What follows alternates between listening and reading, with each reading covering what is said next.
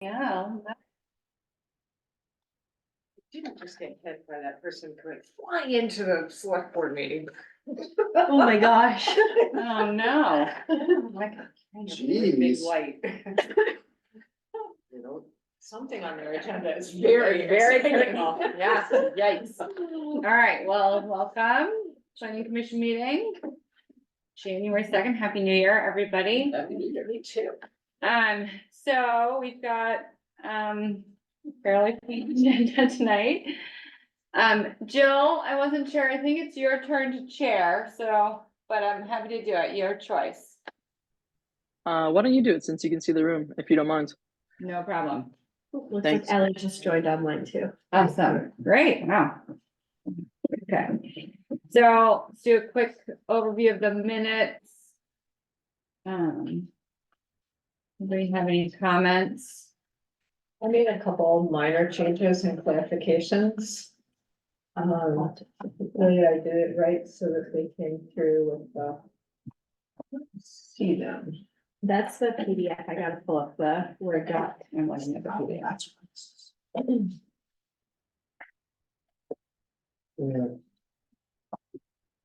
I'll drop the link in the chat for those online.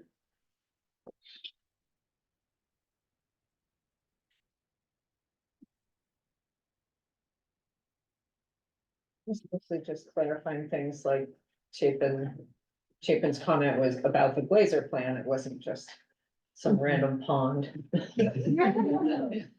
pond. The pond.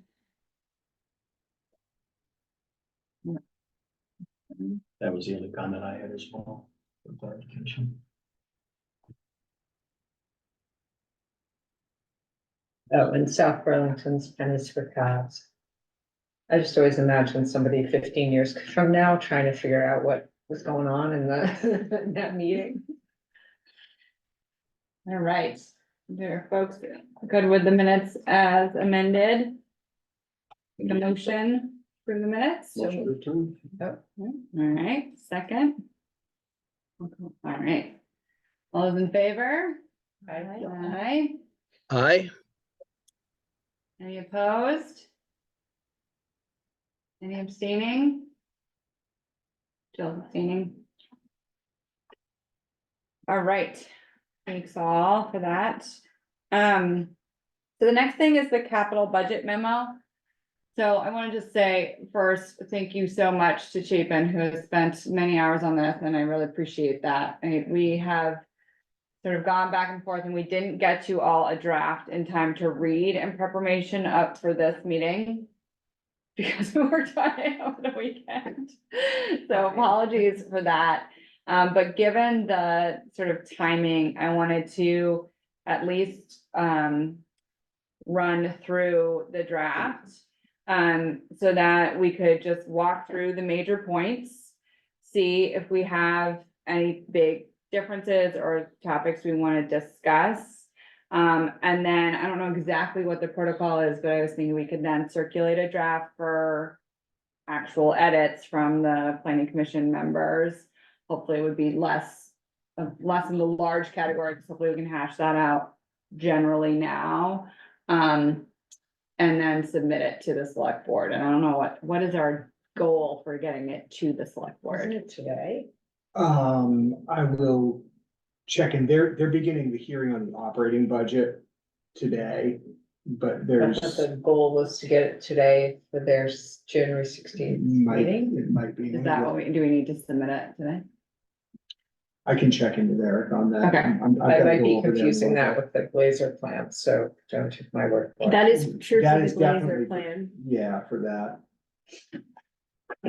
You could also agree broad brush on what the memo says, and then if you want to tweak the semantics after the fact on behalf, I think that would work as well. That's what I was thinking, is that we come up with we agree to the general. You have access to the draft, I'm on. Sure. On the computer to I share. don't know if I do, it's not Sure. linked in our agenda. Shayla, Yes, would this be a good time for me to say that sort of the three things that stymied me in the end? So as people look Yes. at it. yes, I wanna make sure that we can share it, but why don't you go ahead Yeah. and do that while Emily and I I- troubleshoot? Email, I felt it was important to be specific and that we should have bullets of the capital plan should have so many dollars for this and so many dollars for that, in addition to our overall comment that it wasn't meeting the needs of the town plan sufficiently. But when I got into the specifics, I got into the weeds, and a couple of things that I thought we should add, Melinda said were already okay or not covered. And then when I went through the detail of the capital budget, there was stuff for pedestrian infrastructure. There's 15,000 each year. And what I identified for this year was stuff that we were not talking about. But there were things there, and I thought we should look at what's on that sheet and see if we can just express strong support for that and ask that more be added rather than saying that something, my examples weren't working. A third thing that troubled me was that I really wanted the Energy Committee's bullets for the town hall parking garage to include the idea of solar canopies as a demonstration. And actually, if you zoom to the very bottom of this, in red, there will be a alternate paragraph down in the energy plan section, like the next to last page almost. Okay, before we go there though, I just want to explain our general layout, Chapin, to folks. Yeah, okay. So they don't get lost in the document. So we did like an introduction saying essentially, thank you, you guys are doing a thoughtful job, but year after year we come to you with the same complaint, which is essentially that you're not moving us forward on new initiatives that are identified in the town plan as things that really need to happen and that the town wants and has all agreed and voted that they want. And so that's sort of the intro and the framing and the first few paragraphs. And then we get into the specifics of pedestrian infrastructure, affordable housing, and energy. So those are kind of the buckets, the big focus areas. And Chapin pulled out like specific things from the budgets to include in that. And then we do. And the thing that Chapin is referencing in terms of should we be asking for dedicated funding, I put in there that I want dedicated funding for these, particularly for pedestrian work and affordable housing. The energy pieces, not that I don't want dedicated funding to that, but it feels a little bit more like a lot of that can be accomplished through the maintenance budget. It would just require more funding in those line items in a maintenance budget. So that's a piece that I wanted to discuss as a group. And I think the thing that you found, Chapin, and then I wanted to ask Matt and Emily today was with this, there is money that is going to some of this pedestrian, walkability projects. But they're not the ones that we've identified. So is that money dedicated money, or is that just like sort of that department taking their budget and building off their budget? And how is that department making those decisions if they're not using sort of the pieces that we've been putting forward? Two questions. So, and my apologies for the lateness of sending this around, but I was on vacation last week and Eric Wells, the town manager, was on vacation last week and the week before. And on his vacation, apparently was reading planning commission meeting minutes from the discussion last time. And he said, I want to give you a few more things to share about how getting projects done sort of all comes together with the select board. So I sent an email to everybody like 10 minutes before this meeting. Sorry, my apologies on that. You can look at it later. But there were a couple of things Eric wanted to pass on. One was in terms of bicycle pedestrian facilities planning. He pulled out a statement from an infrastructure document that he had Bruce Hoare, the public works director, prepare as part of their operating budget this year to talk about progress the town has made or is attempting to make on those kind of facilities. So in Eric's email, there's just a screenshot of Bruce kind of going through how they approach some of these projects. And So the long and short of it is the really big projects, the Mountain View Road project or, you know, off-street path between the village and Taft Corners are just identified as these are circle alternative projects. They're on the transportation improvement plan, but not funded. In other words, at a town level, we're not doing anything other than we know they're on that list. There are other smaller projects, like trying to get a continuous sidewalk facility along Route 2A, essentially get around the Essex Alliance Church property. Trying to make progress on Marshall Ave alternate path, from the South Burlington line at the Brook, to where it ends by Brownell Road. All of them in various degrees of progress, either, funded. Route 2A is held up for archaeological review right now, but we actually have, you know, funding to do that project. Public Works has made progress through their operating budget over the years, doing grant match with their operating funding to do things like close sidewalk gaps in places like Blair Park, and others. So those projects don't really show up in the operating budget with names, and they don't show up in the capital budget. So Eric, in sort of, I think, reading over the discussion of the planning commission last time, was concerned, oh, folks might not realize there's these other things that are indeed happening, that just don't show up with names on them in either of the two budget documents that the PCC. So it's not perfect and it's not everything, but there's a little more going on there, than might meet the eye if you were just looking at the capital budget. I don't know if that answers your question, Shayla. It does a little bit. I guess that kind of takes me back then too, and this is maybe a conversation not for today, but for very soon after today.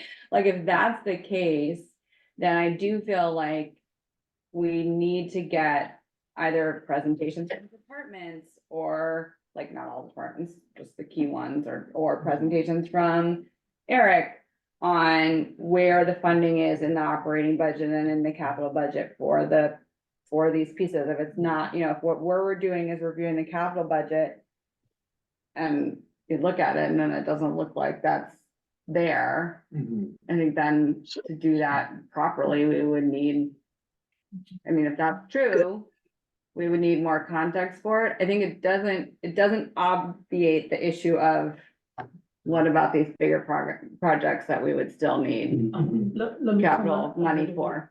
Also, I don't have a chance to connect with you and chip in on this topic. But when I look through the budget, the whole budget line by line, what I realized too is that there are many things that could have been in operating budget, we're putting in the capital, and things like this, where we should have been on the capital, we're putting on the operating. So I don't know whether is it maybe there's some kind of guideline or discipline wasn't really articulated in a way, or I never see such a way where like walkie-talkies are part of the capital budget, right? It's kind of very new to me because that's what I do for work, and I see this budget and I find it very amazed at how we are putting in different things, especially if you say we're gonna use for this kind of path and everything, it should be in the capital budget instead of choosing it on their operating budget, right? So I don't know how does the town works on this kind of stuff, but it made us more confused, right? And it began me more, you know, like shaped, it's not very clear, right? So this is how I did.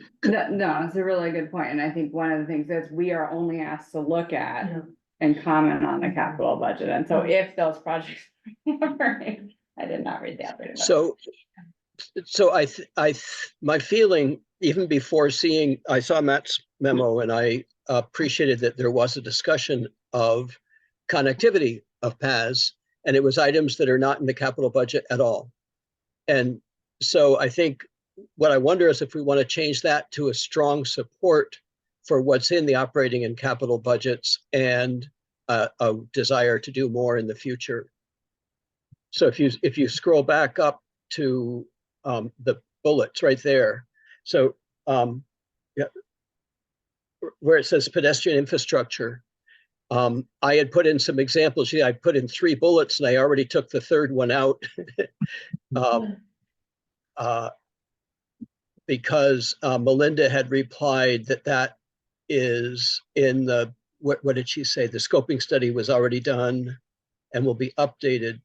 See Melinda's note. Yeah. So I think that's already done. And also, would it be possible to open up the capital budget document and search for, what did I call it? Minor transportation improvements. Because if we agree with that list and we agree with the document that about what's coming in the operating budget, Oh, which one am I searching? You may just have to search just Williston capital budget. It's on the select board page Yeah, somewhere. it's linked on the front page with Oh, perfect. I think on the right hand side. Operating or capital, which one? Capital, Okay. yeah. Chapin, what should I search? search for minor it was just up on the other thing, minor infrastructure improvements, I think. I think minor transportation. Yes, Minor- that might be it. Page 13. Yeah, Right you there. go. But there, oh, that was it. It was there a second ago, right there. So that list of things, no, I'm sorry. That's where the money comes from. I'm sorry. So it's not the list of things yet. That might have been it. This There we page, go. the sheet. This is the sheet, and you can see there's a 2 columns there. Those are all things that are basically in the capital budget at 15,000 for this year. And so none of those are things that we had. And of course, the turn lane at Talcott Road is not a pedestrian infrastructure item, but most of the rest are. Well, no, they're not all, but some of them are. If you look at the right-hand column, Mhm. those are largely pedestrian.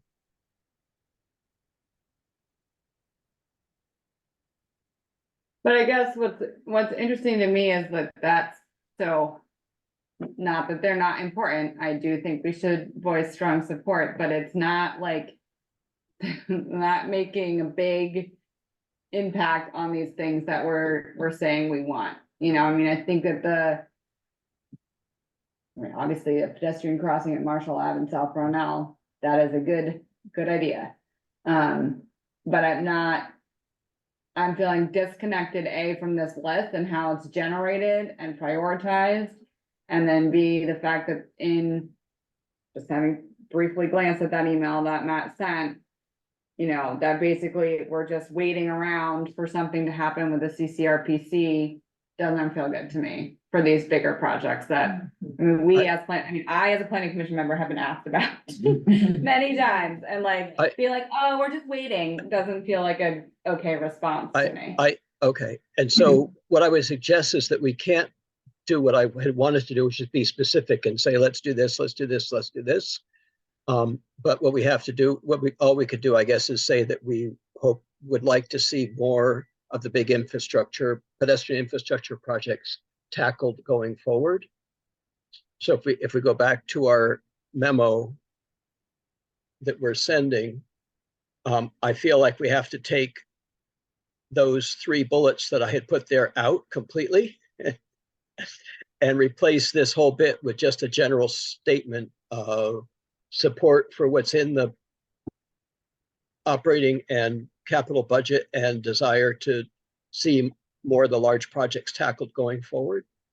I don't know if I agree with that. I think that specifically calling out these things and putting a price tag on them is like a really clear move to the select board, and it shows what the planning commission's priorities are. And additionally, just because there's been like a scoping already done for that connective path between Task Corners and the village. Like what's the next step? Like, that's the one issue that I've heard the most about from any people. It like continues to come up, like out of every planning commission meeting here and also in all of the community outreach, like that was like one of the most commonly heard things. And so I think that even though the next step might not be like really clear, we do know that it's gonna cost a lot of money. And like in your household budget, when you know something's gonna cost a lot of money, you start putting money aside. And especially, I'm not sure Shayla or Chapin who it was, but it was basically like, we need to have funds built up so that we can match any state or federal dollars. like, Yeah. when that happens. So I think, like, removing it entirely, I don't think we should, I think we should keep it and, you know, say what our recommendation would be. So I agree with that. I mean, my thought is that we say, you know, the money, you know, we support the money that's been allocated for the scoping study for the for that trail, and that we are interested in dedicated funding to be put aside year over year to act as match for these larger projects that are very important to the town. So Chapin, maybe, are your other two bullets already represented in the no, operating? well, the one that says RRFBs at 3 locations, there were in fact 2 locations identified in the capital plan. So I felt like that one's already identified. They may not be the places we would choose. Maybe Matt or someone could help me remember the name of the person who pushed us to get the bonding for the sidewalks on the planning commission. Probably Kevin. Kevin. So Kevin pushed for that bonding. We got the bonding, and then he kept pushing for why aren't we spending more? And we did get good things out of it. That's why North Williston Road has a rec path along it, you know, from Route 2 over to Mountain View. So there were some important connections that were done with that bonding, but we had the money and we still have money in that bond fund. And so that's where I was having a problem putting that we need to set money aside, which I thought was the main point we wanted to make, because in fact, we have set money aside by bonding rather than by saving, and yet not spend it on the big projects we think are important. And one of the things I think is a policy, because the Chapin, can I just stop you? I don't Yeah. understand what you're saying. Do we still have bond money that's sitting around? Yes. Or do we? how Yes, we much? do, It's in that 300 capital. like 300,000 or something, I thought it was closer to 120, but, maybe. And we're just finishing off paying off the bond. So like we borrowed the money and then didn't spend it. Is it sidewalk bond or path it might bond? be called sidewalk bond, yeah, there you go. Funding for sidewalk bond. 90,000. See, Is it the, that 224,000? I Look, think the that two- remaining is on the right. Yeah. you I get thought it. I was There's adding the nothing- 224 and the you can't 96. see- You can see total remaining, but it's just empty. Nothing else. It just says 90,000 in rec impact fees. I think that's for fiscal year 2024 and 25, so maybe it hasn't been. Looking at the Yeah. total remaining column, I thought I could take the first 2 numbers and that's where I got 300,000, but maybe I'm not right. You may be right, Chapin, I might have thought it was less.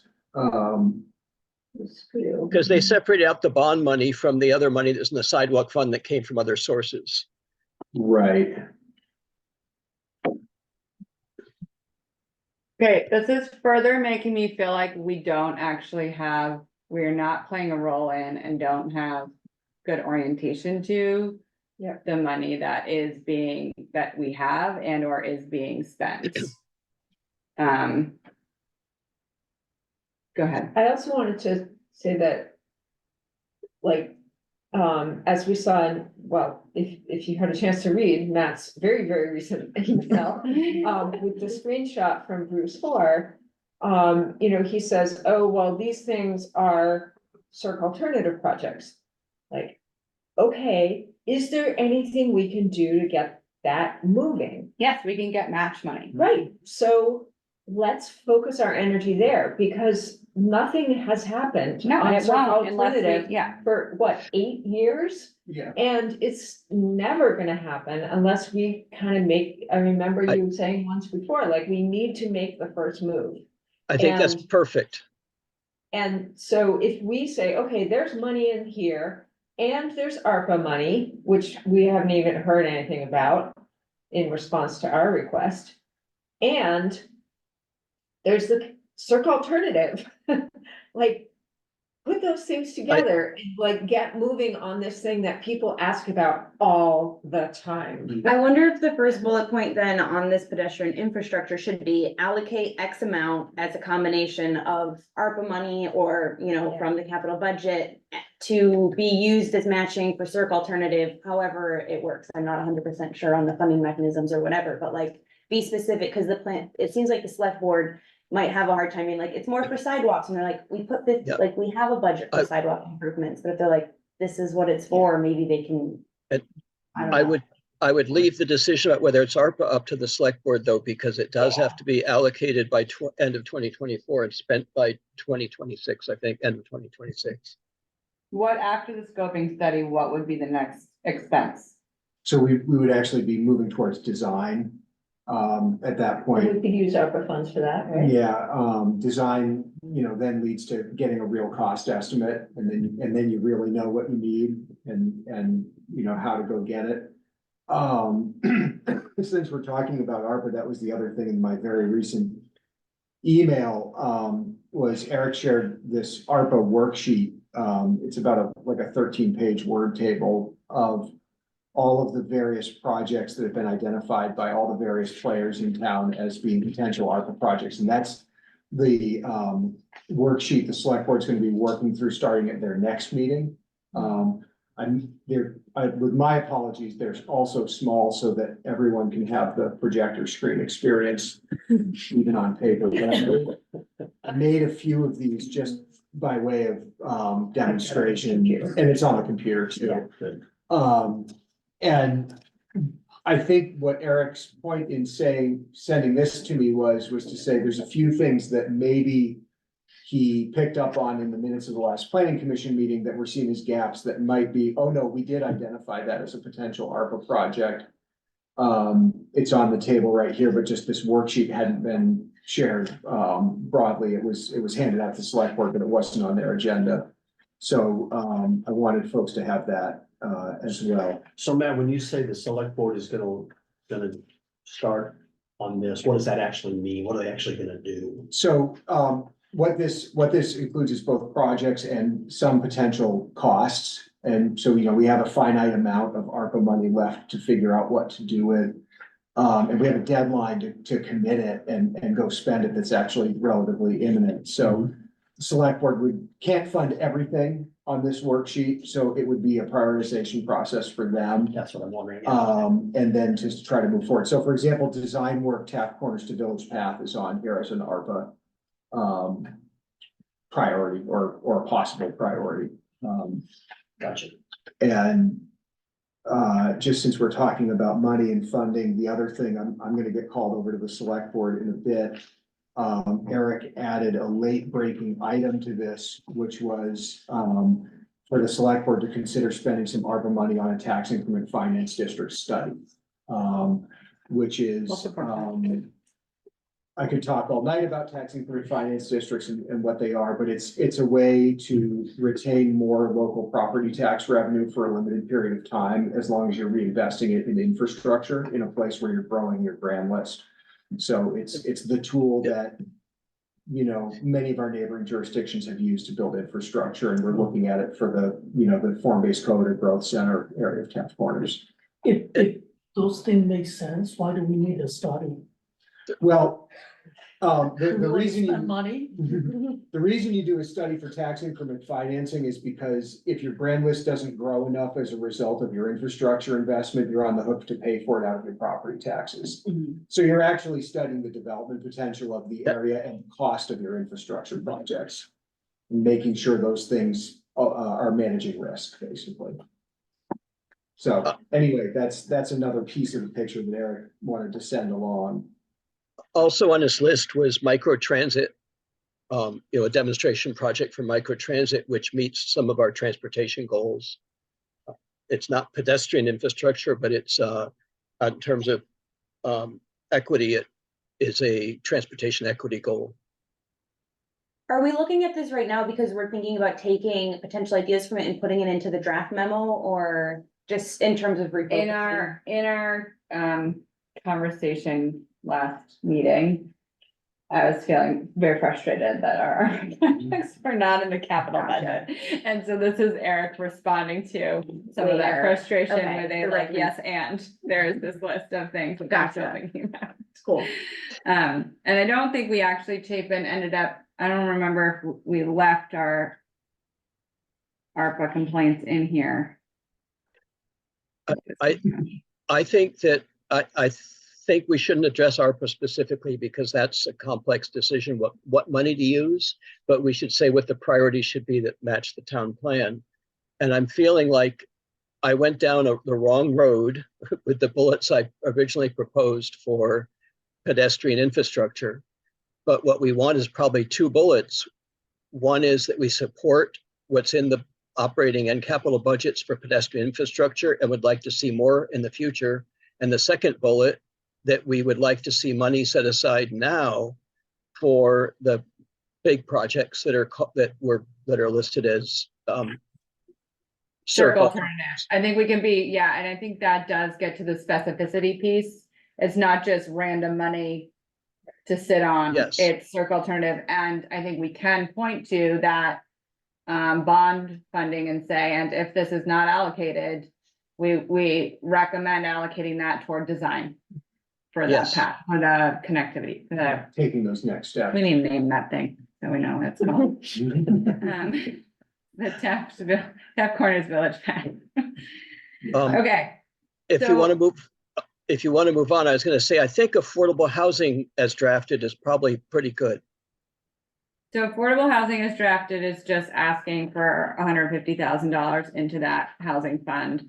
And allowing it to accumulate to begin to be able to, and this is again, a match idea, right? If we want to work with Champlain Housing Trust, we need to have match, making sure we really have match for the kinds of projects that will, you know, go beyond what our inclusionary zoning is able to meet in terms of affordability.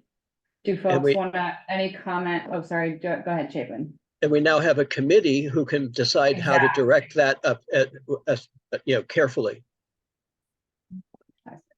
Okay, comments on that?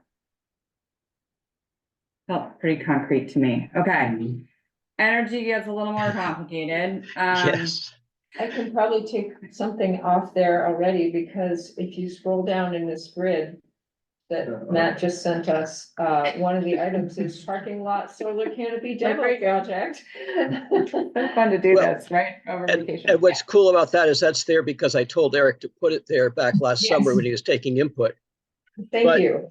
But It's the just problem, actually appeared there.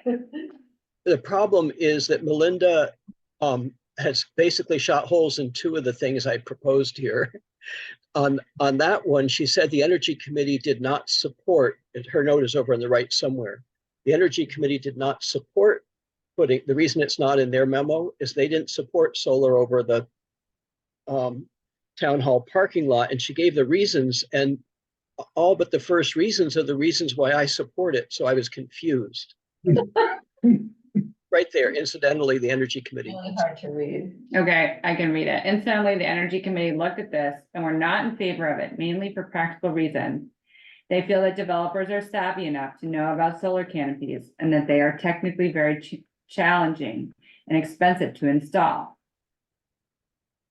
So the fact they're challenging is why they're not doing it, which means their savvy doesn't match up to me. I feel like we need a demonstration because they're not doing it, because they're not savvy enough. But also there are some technical things to work out that we would work out in doing ours that then would save them on engineering. I think that might be like really wonderful, but also kind of short-sighted, because like if the people who do it full-time for their job are like, this is complicated and we don't do it because we know that we can run into unexpected issues that balloon the costs. It's like, why would we think that we could do any better, right? And so I guess I kind of agree. And also if the Energy Committee, who spend a lot more time into it, doesn't support it, I guess maybe I wouldn't either. So. that's So kind of I where don't- I'm falling with it. I don't agree. I've given a lot of thought and I've documented others that do exist, and they are done other places in the country. And I feel like we just haven't gotten off the starting blocks. That just No. nobody has done it because there's not an incentive right now for a developer to do it. There's no gain for them. We say it's a good idea, but then they don't. Why would they do it? Where Does we could- anybody else, just Chapin, hold on one second, I just wanna make some space. Does anybody else have strong feelings? So the guts of this are that we are gonna support the Energy Committee's memo in its totality. And that we're going to include it as a full attachment to our memo. Are folks in agreement generally with that concept? Okay, so I'm seeing nodding in the room, just do something electronic if you need my attention there, okay. So that's the guts of this. The only place where we would differ, if we decided to differ, is with this solar canopy here over the parking lot. So we know where Hannah and Chapin stand. Does anybody else have a strong opinion on adding this? In addition to, so this would be in addition to the recommendations from the Energy Committee. Just to flag, it's Hannah. Hannah, Just for I'm so everyone, sorry. I'm so Hannah, but like, I just know I've been here for long I enough, we only apologize. meet twice a month, so it happens, but I've caught it around. That's my fault. Sidebar, Hannah, done. Thank you. Anyone else? The other thing is that we could ask to study what the payback would be in years. Like we knew that when they bought the solar trackers in the town hall meadow behind the town hall, that the payback was around 10 years. And so if we knew what the payback, because basically if it works out as it should pay for itself and then more. That I think agree though, because if anything that we do are not going to pay back, let's say like in 5 year, 10 year, or whatever time frame, I think we are just going to have a white elephant in our town. Right? So even same topics on this solar canopy, again, if it is going to cost us 100K and if we do something else, it's only 50K for same impact, then how are we going to do that? Right? We shouldn't. Well, Right? if it costs us 100,000 and it generates $10,000 worth of electricity a year, the payback is 10 years, and that's a Yep. decision to make. And we don't know what the numbers are. Yes, that's what I see. They're We should see probably the number, but they're probably in that realm. yeah, we But should the- see the number though. The One thing that I just realized, sorry to cut it off though, when I look at it, all the commissions table, they have some dollar, ours is TBD, so if I'm the one that reviewing, the TBD is less priority, I'm not even going to look at it, that's not gonna happen. We did notice that too. Anything with TBD, I say, you're not ready, come back next year. No, seriously. Yeah, no, it's a great point, yeah. I guess I would say, the other thing that is in the works here is this, to design work on fleet charging needs. And to me, that could be related to the solar canopy issue, at least as far as the, The police. oh, yeah, at least as far Yeah. as, but they're, so I'm not banking a whole lot on the So, police EVs anytime soon, but it could be other vehicles that are town owned. Like this, wasn't there a proposal for an EV that any town person who needed to go and look at the stormwater or whatever? The pickup Um, trucks, the Yeah, the pickup trucks, the the micro transit buses. So I wonder if those things could be combined to make it kind of more of a, So I also want to point out that Melinda commented that she didn't think she thought there was plenty of capacity at Public Works Garage to add charging infrastructure and enough at the community park. And so all I have is that at Green Mountain Transit, electrification has had tremendous hiccups related to charging infrastructure, most recently to fire suppression for indoor charging locations, and previously for scheduling charging during low peak times. Amazing amount of software and problems. But I think maybe we need a study. I think once again, my bullets are not holding up. The bullets that I suggested. And so I think we should just support what the Energy Committee asked for. And I do think the note about not waiting for the state of Vermont to approve a particular model of vehicle is a point they should take, which is just saying they're waiting until we get a list from the state before we purchase anything. And that includes hybrids. You know, we're not even talking about battery electric. I definitely support that because I feel like that's similar to the circ alternative situation where we're just Yeah. like I'm just waiting and waiting and waiting and waiting. And I'm not. Or can we wait until they don't buy it also? Shouldn't we do the same thing? Yeah, I'm okay, you want to wait, but no more purchase. Seriously, Yeah. Is No. Melinda, that should be the way, right? Do we Mel- really have a fleet that break down today? No, right? We are replacing because of the years is up, right? Yeah. Shouldn't we wait? Since we are waiting. You know, I think where it really hits on vehicles is it's a budget conversation. We can go down to the dealership and buy an EV and pay full retail for it. The value question for the people in control of the budget is, should we take the extra $10,000 or $15,000 of Williston taxpayer money and spend it on, we need a truck, we're gonna go buy a truck, we're either gonna buy this truck or this truck that's $15,000 or $20,000 more. Is that justifiable? And that's a values question for your electeds. Well, and I think it's And your also plan. a really interesting thing where we don't, I mean, to your point of we replace them, I don't know what, I can't even remember, it's every 3 7 years, years, 7 8 years, years, whatever. That the EVs are supposed to, and to this point, last longer and have fewer maintenance problems. So like, while that's true, if we could reduce, I mean, another really big piece of this, which I hadn't thought of until you just said that, is one of the biggest contributors to greenhouse gases is the manufacturing of the vehicle itself. It's not even the using it. So in replacing them constantly, we are also contributing in a Shouldn't very we big wait way to for 1 greenhouse. year or 6 more months, right? Right. so Depends on how bad you want your street plowed when it's done. Yeah, well.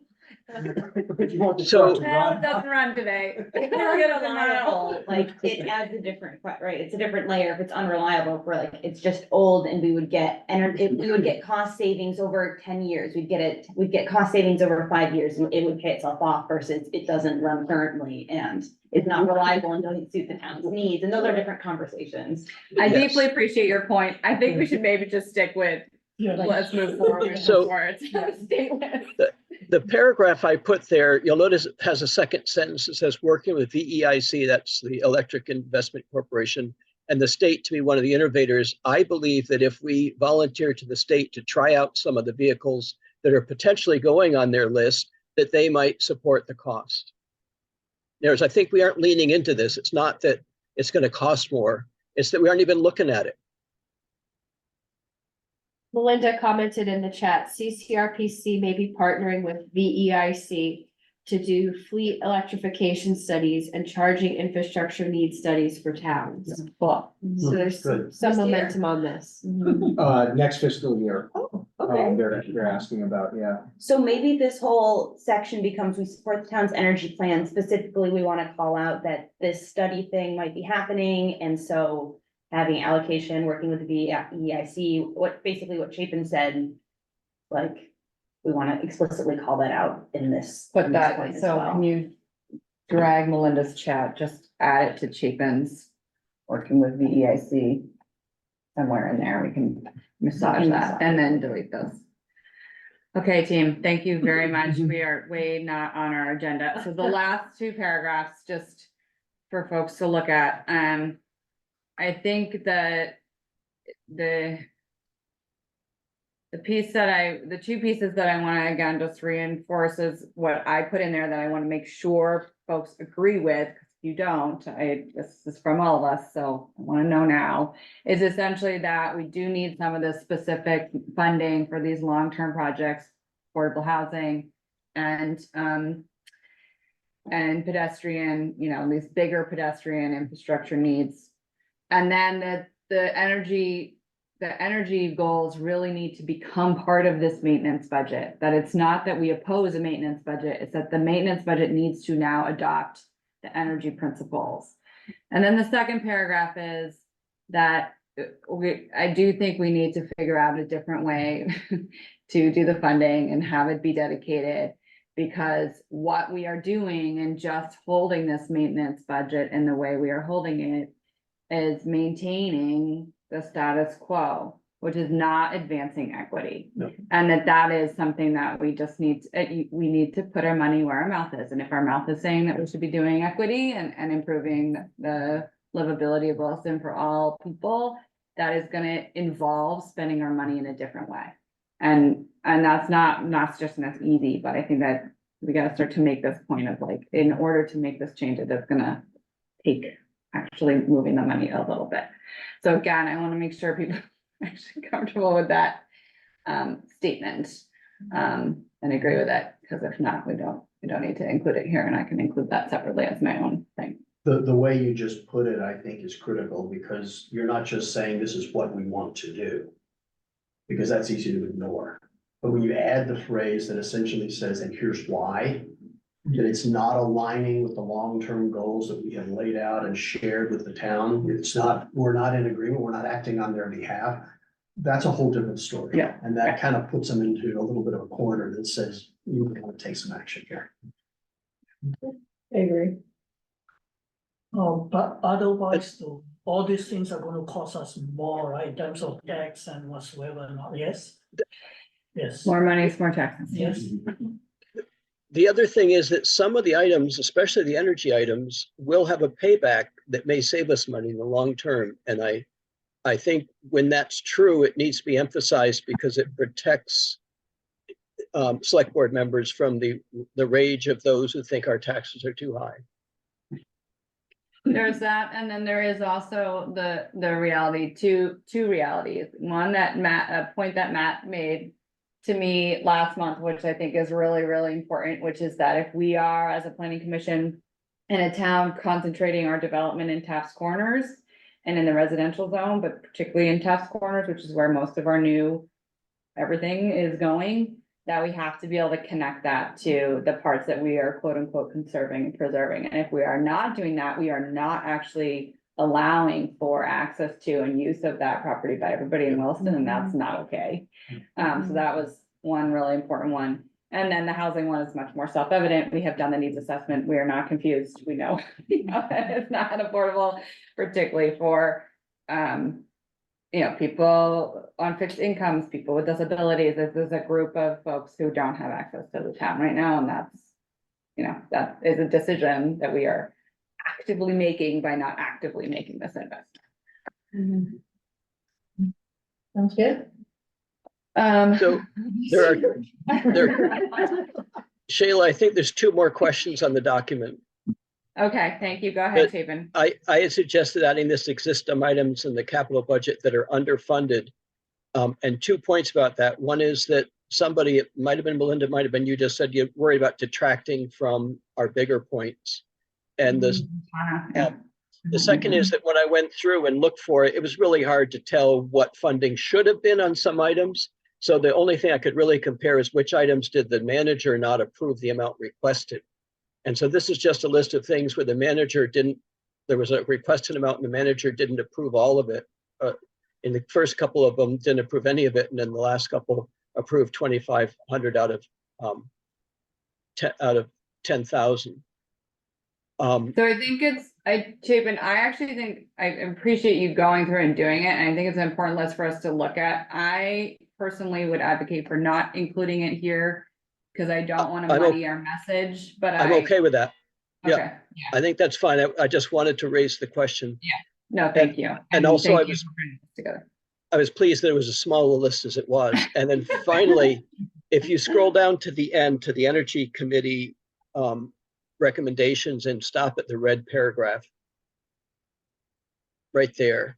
This is the bullet I wanted to add to the town hall parking lot. And it really, we have different priorities than they had in that we are seeking a demonstration project and they were looking at it from a different perspective. And I wonder, even though they didn't support it in the abstract, if with this reasoning, if they would support it and whether we could ask them if they would support adding this. I certainly didn't want to put it in as our recommendation if it was not supported by the Energy Committee. That's just a timing question for me. Do we Uh, have is- time is to go back Is to them? Melinda isn't there, is that right? She's online. Oh, good. So I'm wondering what Right. her opinion is on whether with this additional information, would they be supportive of this? I'm really glad we have all our planning commission members, otherwise we'd be outnumbered by the staff. That's not goodness. Sorry, go ahead, Melinda. Can you hear me? Sure can. It's possible, I would recommend then that you either, we can put it on the agenda for the next meeting for a brief discussion. And just, we can present this as you've written it and see what they think. Yeah, and the next meeting is a week from tomorrow. Yeah. And is that in time for us?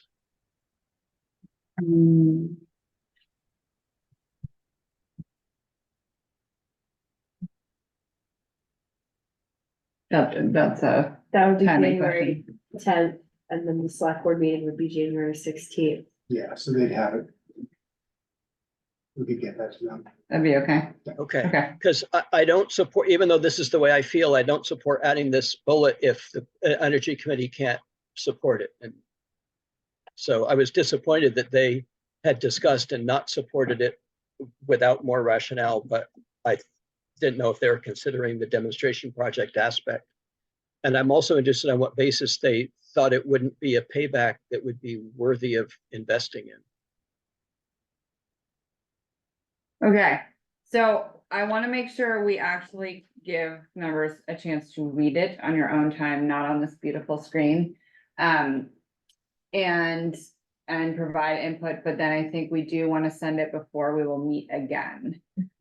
So they meet what day, Melinda, the Energy Committee? Wednesday of next week. Wednesday. The 10th. Great. So if we could have our edits in by that day, if folks could have their edits in by that day, then we will,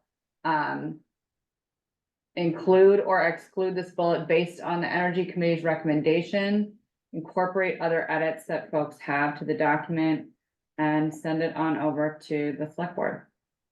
And then my requested, Emily, and that is that next year, if sometime in like October, we could get, and maybe it's just Eric, or somebody in here to talk, not about the big, huge overview of the whole budget, which is tough for us to ingest, but more specifically, like, where is the funding and the investment in these 3 buckets or 4 buckets of things, and we can identify that for him ahead of time, so that we don't get mixed up with the operating the capital budget, so that we're not trying to parse out, and he's frustrated later being like, we are funding that, and we just didn't see where it was. So that was a little bit more spoon fed to us. I know that's more work, but I think that will reduce our agitation.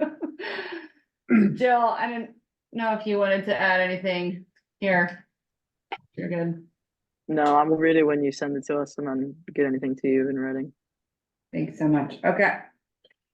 That work? Yep. Thank you, Shayla. Keep moving. Sorry, guys. Chapin. Yes, and really, thank you, Chapin. I was not a small amount of work, and Hannah, and like, really appreciate folks working on it. Okay, Glazer. I cede my control. Okay. And Emily, you take it away. I've got to run next door. Okay, Perfect sounds good. time. All right, Don't- right into transition. Oh, I'm gonna hobble next door. Yeah, right. Oh, following. Not next door. Okay. So, the Glazer specific plan has the public hearing with the select board, next meeting on January 16th. Between the planning commission's transmittal to the select board and, the select board's formal hearing next meeting, the applicant approached, me and Eric about this pond BLA thing. And I guess first I want to open up, I want to say that, Chapin provided comment last week, and my, process on Eric with this, my intent wasn't to supersede anything the planning commission did, but give the select board a navigable path so that the specific plan didn't crash and burn entirely at informational session, which fortunately it didn't. And my intent there with the select board was trying to have every information that I knew was coming down the pipeline have discussed publicly before things get to the development review board. So what was transmitted from the planning commission was an open space description of 53 acres total, including 38 of this pasture forest woodland. What the select board warned a hearing on is 50 acres, 3 acres less, because that 38 acres would reduce to 35. Throughout the planning commission's process and the select board's process, there's been the use of the plus or minus symbol. So plus or minus symbol. So this is sketch level design. We don't have a full boundary survey for the Glazer property. And we know that some elements will change as it moves from sketch plan design to full design and engineering. With, road layout, maybe a unit shifts here or there as we get to the full design engineering. I brought up the pond issue with the applicant in April 2023, looking at aerial imagery, you see this pond and mowed lawn that really looks like it goes with the house. Simon pointed out for liability reasons, a man-made pond isn't good on town open space. And the advisory committee's discussion of the pond was very broad brush. It's a liability. We don't want it in the open space.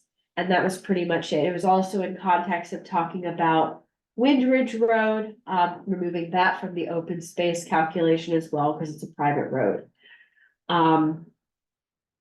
So the original boundary line, and I'm going to scroll to the images because I think that'll be more helpful here.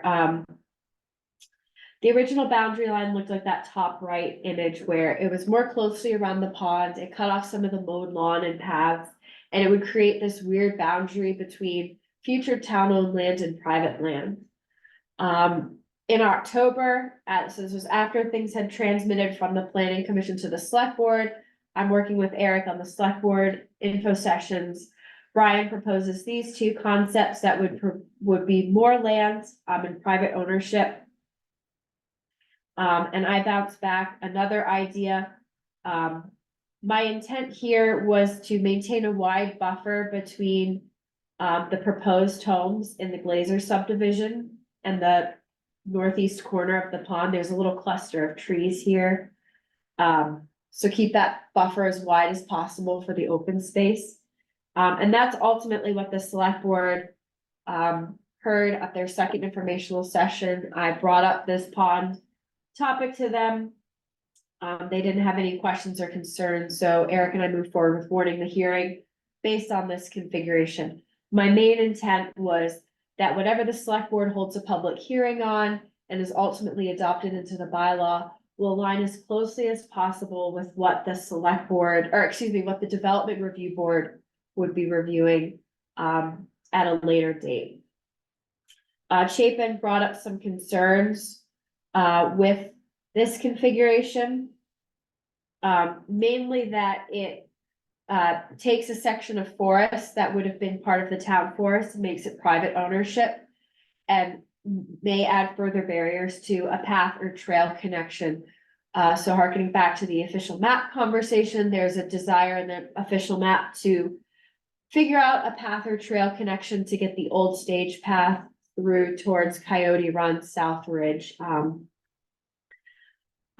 What I've done on page 2 of this memo is a draft. It would be from you to the select board with a recommendation for a different boundary line adjustment. So rather than the 5 acres, which is incorrectly labeled 3 acres here, but instead of a 5 acre boundary line adjustment, it would be about 2.5 acres. So the town would retain this forest that's located on the top of this image, but to the west of the pond and to the east of North Ridge. We would retain that forest and land, as well as recommending that this site plan add a floating easement across this pond land for a future path or trail. That would be a citation on the site plan, so that when it goes forward to the Development Review Board, we would retain ownership of that forest and we would get that path or trail easement. Lastly, in this memo at the very end, I included some information about the pond BLA and the right of way. So the subdivision in 1990 that created the McElroy's house, and what the land where the pond, next to where the pond is, there's a 60-foot right of way that wraps around the McElroy's lot. I think that was intended when the subdivision was done in the 90s. That was going to be the main access point for what is today Northridge, but Northridge comes in from the other side. We don't need that right of way for a road, but it can still be part of the consideration for that floating path or trail easement. So the town would still retain those rights to connect through. And I'm hopeful that that is good middle ground for you guys to forward onto the select board. I'll pause there. Thank you. Right, thank you, Emily. Comments on the memo? Can I ask to show one more thing, which is on the links on your document to the photographs that I submitted on April, yeah. And then if you go to the end, all the way to the end, oh, right there, that this is the hand-drawn map I made of where I thought, based on the amount that I looked, where I thought trail options are. The red that you can see runs behind the pond, it through that bit of forest, was one of the options that I could see for a connector, and the other, that black dashed line to the right, was drawn there rather than somewhere else, just because it's going, again, that bit of forest to the west of the pond, which is upwards in this picture, is the only upland forest that I saw on that whole parcel. And so it's where you would want to route a trail. So it's sort of the nexus of where a trail might want to go, either of those two directions. And I just want to say that this is why I was dismayed to see that land changing. And other than that, I think that the boundary lines that were proposed made a lot more sense. But Emily, your proposal satisfies my concern.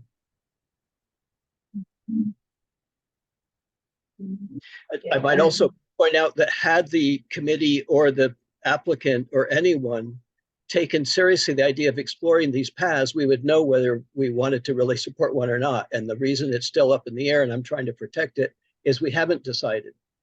We haven't invested. And that to me is part of our lack of path commitment. In this case, not dollars, but energy and so forth.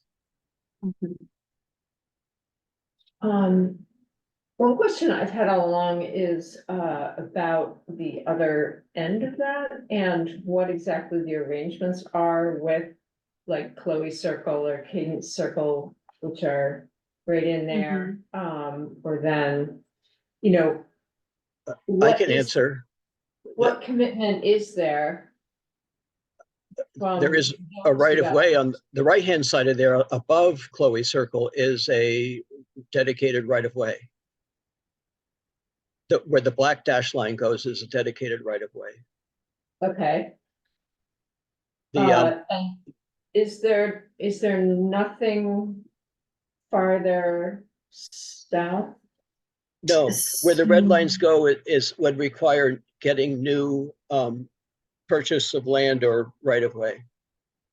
Right. So I guess, you know, I think that's, you know, you've been asking this question for a while, Chapin, and one of my, you know, sort of unspoken reasons that I didn't push harder was that I understood this black dashed line that you have in here. My understanding was that that was a desired potential future route. And so I didn't really see the point of trying to then, purchase additional land or permission or easements in the farther south area, I do totally support this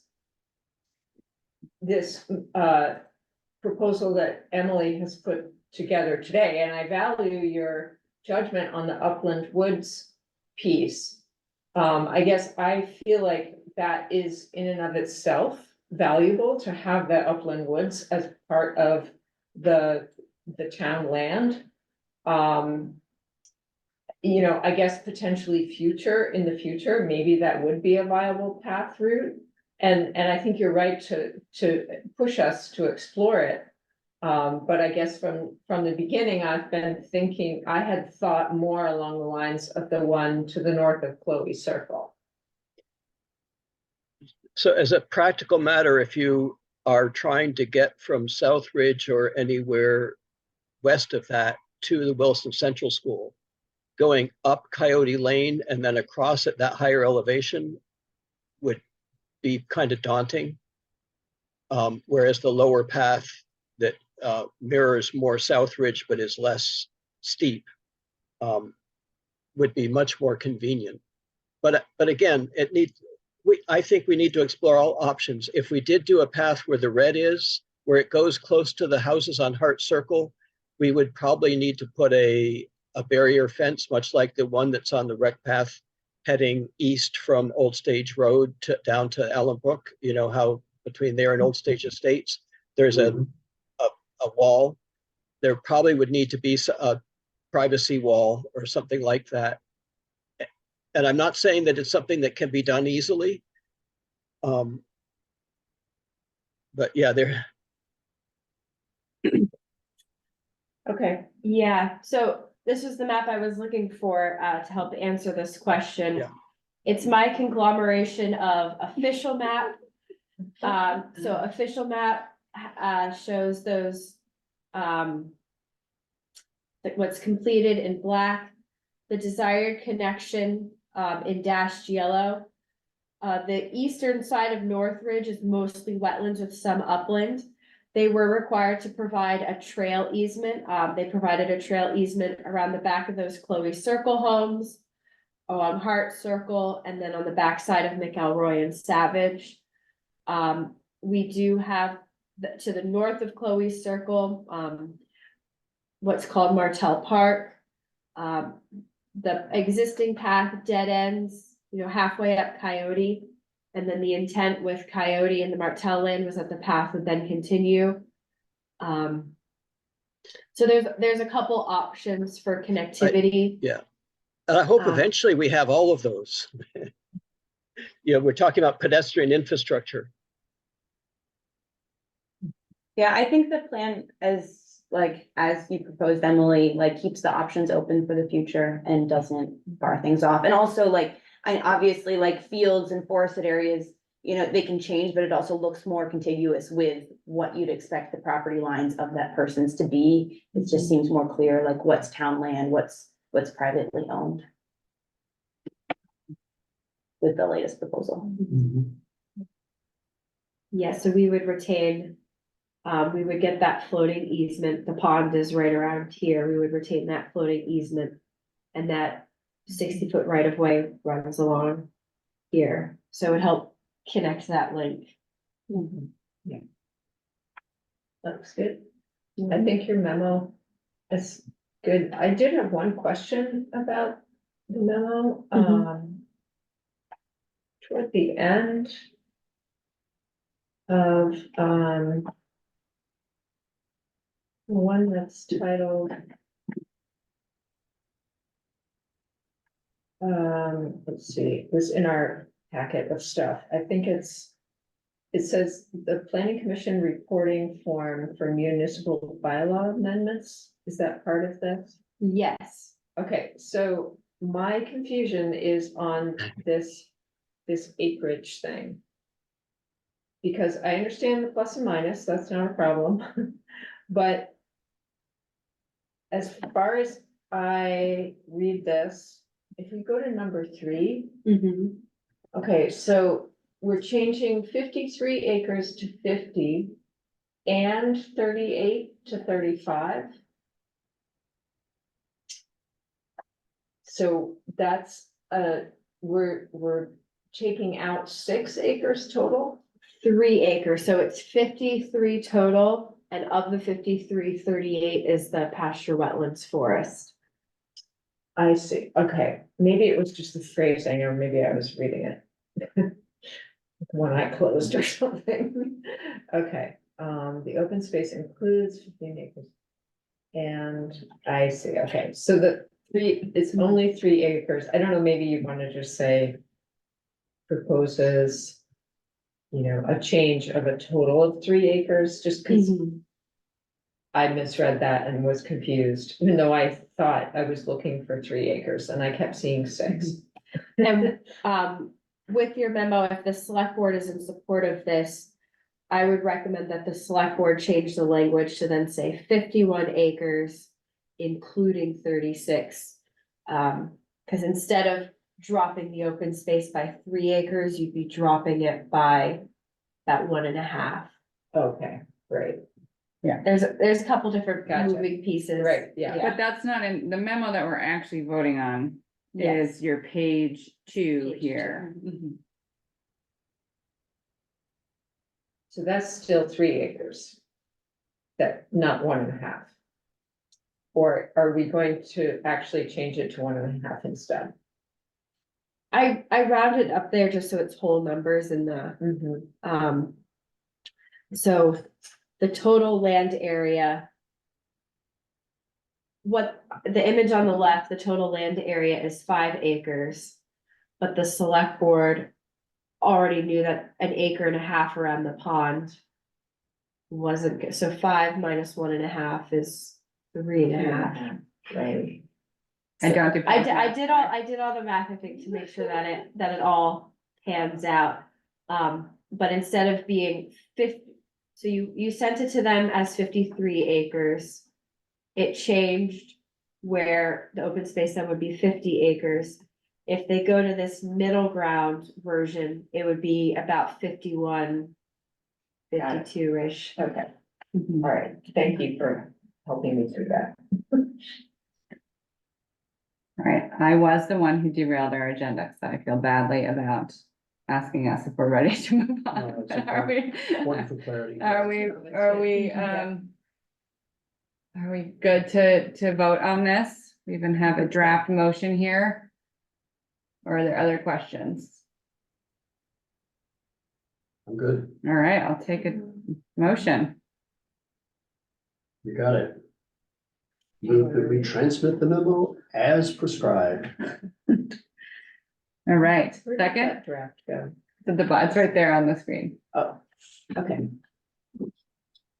I can So- second. Great. All those in favor? Aye. Aye. I, I Opposed? hope that their math skills are as good as Emily's. All right, great. Thank you, Emily. And one last thing, Specific plan that will never end. this image did remind me, so a classic game of telephone. When Chapin originally sent me this image and I included it, I think in some reports to the advisory committee or you guys, I had interpreted as where Chapin had walked, not where Chapin envisions the path to go. Right. And then that led Ken to accusing Chapin of the trespassing thing, so it's not where Chapin walked, it's where he envisions the paths. Just wanna clear that up, a public record. That's now in public record. thank you. All right. And that's true. I stayed on the Glacier property and on the common lands from Northridge. Thank you, Chapin. Okay, we are going on to proposed bylaw amendments.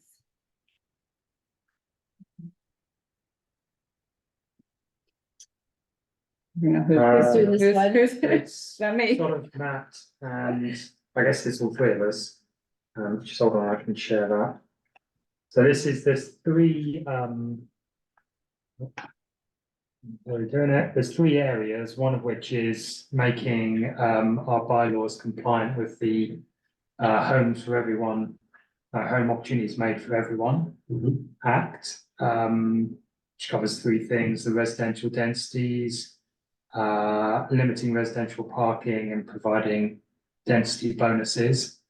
There's doing the same thing in the Taff Corners form-based code district, and also turning that district, that code area into its own standalone district, and taking it out of the appendices to the WDB and putting them in the actual document. And then lastly, there's an amendment to the regulating map for the Vermont State University, to reflect the fact that they're a state body and are a sort of don't necessarily have to comply with all of our bylaws. So I guess I mean the one I know is the Home Act, so I can just very quickly run through that. So the first one is probably the most important one is chapter 19, which is changing our densities. So really where this affects things is in two locations: the residential zoning district and the agricultural rural residential zoning district that is within the sewer service area.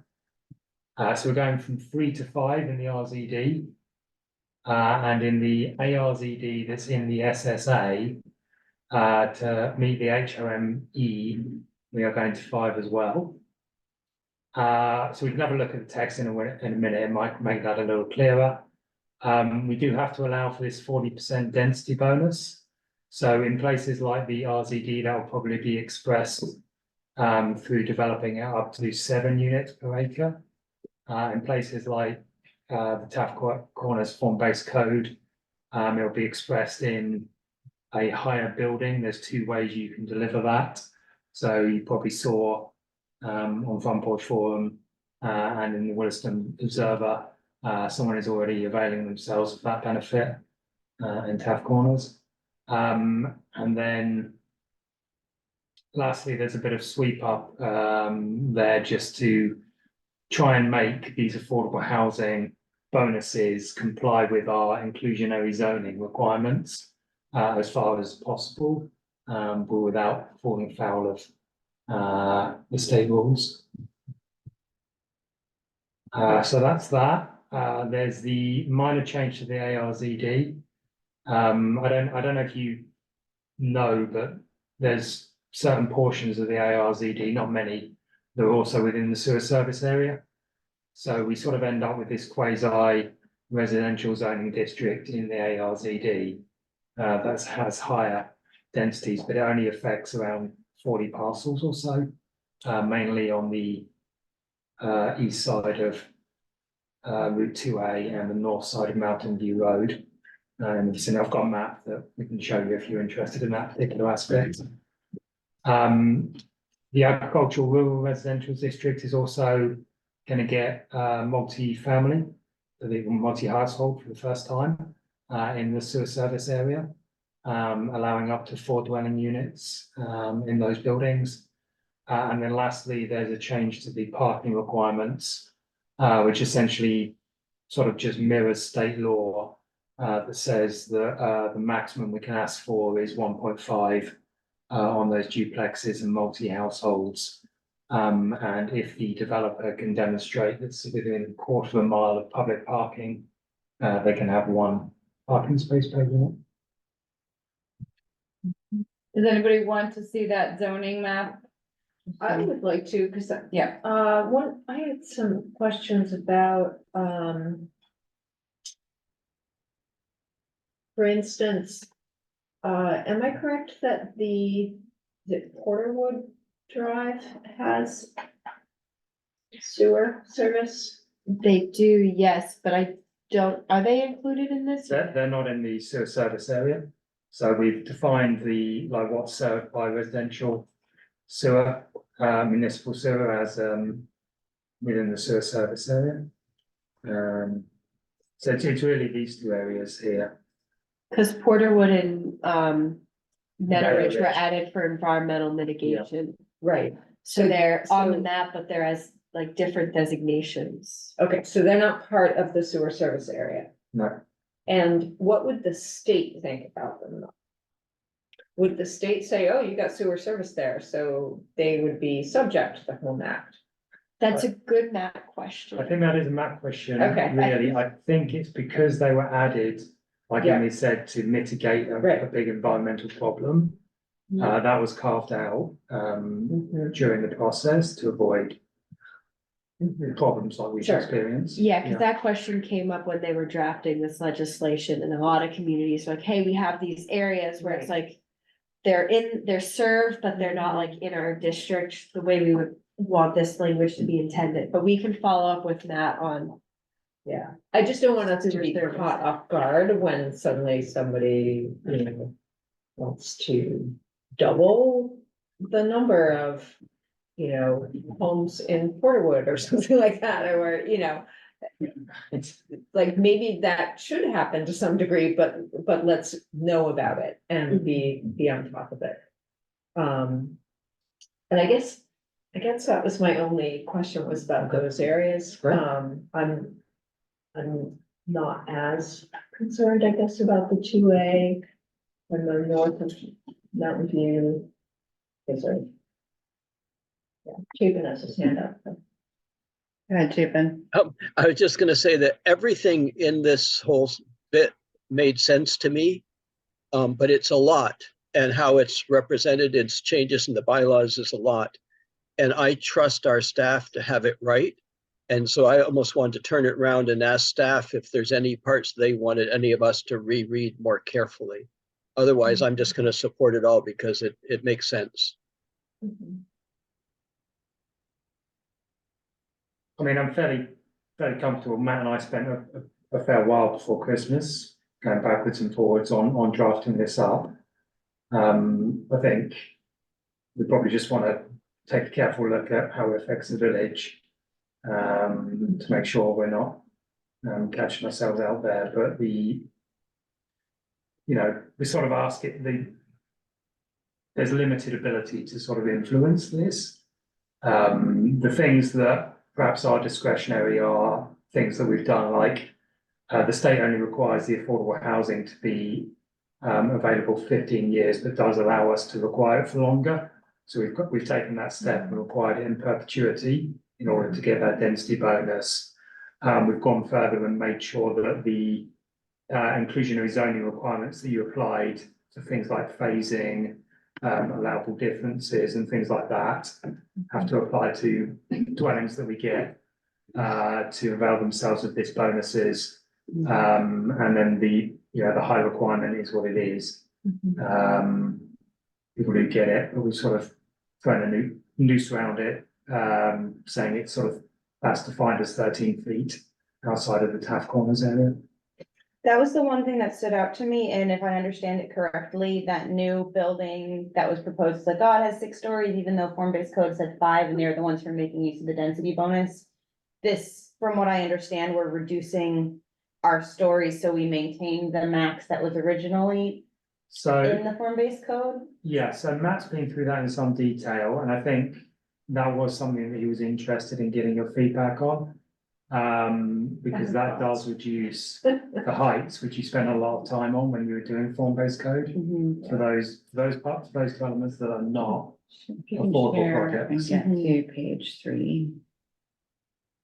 Could we also make an umbrella statement for all these changes to say that the intent of this whole changes is associated with matching up with state requirement, so that just in case whenever we're gonna revisit it back, we have an argument to say the intention is not to change as a standalone, it's more to comply or match, right? So that, if there's any conversation or any dispute or any discrepancy happen, we can articulate it out. Like the wording in the bylaws should say like this is in compliance with the Home Act. That's the intent of these changes, this whole changes.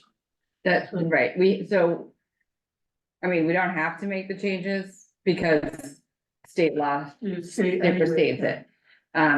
But in making the changes, we are able to incorporate some of these pieces that we would want around, making sure the inclusionary zoning pieces actually, stick with the other new affordable unit aspects of the Home Act. If you, so, I don't want to say it wrong, 'cause, Matt will do this better, but, this is what we had versus what we're changing it to in order to still allow for the state rules or new law, but keep what we had originally agreed to. So we do need to make those adjustments in the heights so that the bonuses don't go way over. I think another thing I will just say about the 6-story building is it doesn't violate the total height limit, which we did have. So I think it is, there's sort of some. Yeah, there's. It's not outside of what we all agreed to in that sense. Yeah, the absolute, I think, is like 87, Seven. and this is like 85.5, and then newspaper rounded up to nearly 90. Right. But it is below the absolute per Height foot limit. Yeah. And the thing that really sticks out at the top is the elevator shaft. So what you perceive as the height of the building, the parapet is several feet below that even. So, I have some questions about this. I'm not sure, at least for some of these, that I really agree we should pull them down. For instance, a flat roof building with 2 stories, that is a very different thing than a flat roof building with 3 stories. So if there isn't affordable housing and we're limiting things to a flat roofed 2-story building, to me, those are not in line with where we were going with form-based code. And I'm picking this out of the transitional neighborhood, the thing right now. Controllable, the second 2 bullets. Yeah, and, right, and so same with strollable neighborhood, right? Like, we very specifically said, we think 3 stories looks good with a flat roof, 2 stories does not. And so I'm concerned that, that we're then depending on affordable housing to be developed in order to get the thing we wanted originally through many, many hours of form-based code conversation. So I don't think I'm willing to give up on the 3-story standard. Like, if some of them go to 4 stories, that doesn't bother me. But I don't wanna lose a lot of those 3-story places to a bunch of visually unappealing 2-story ones that we very specifically did not want to put into the form-based code. I don't know what other people think. I wonder if, for the town center and shop front, like it seems like it's the tall buildings that. I guess I'm going back to what the CCRP people said. One of the slides was like, if you don't do planning with people, it feels like something you're doing to them. And like a lot of people participated and had really strong feelings about the tallest building heights. And so maybe we do the reduction at the town center and the shop front, because a 6-story building like that is a difference. Like it's taller than what was originally, like people had a lot of thoughts, like maybe it's a reduction. And so that does rely on the affordable housing to get that bump. But the transitional neighborhoods, like you said, like relying on affordable housing to get that 3rd story, which we've already said we really want. Like maybe it's not the best, and we should leave that cap in and allow the state's home act to bump up on top of that. I don't know, just a thought. So I also have another layer of concern about this, which is the stigma that will come with affordable housing being gradually associated with taller buildings. Like, oh, you live in a 4-story building, you must be, you must have low income. Because if we're basically setting up this sort of monster where, anything that is taller, at least in the transitional and strollable neighborhoods, then becomes a signifier of low income residents.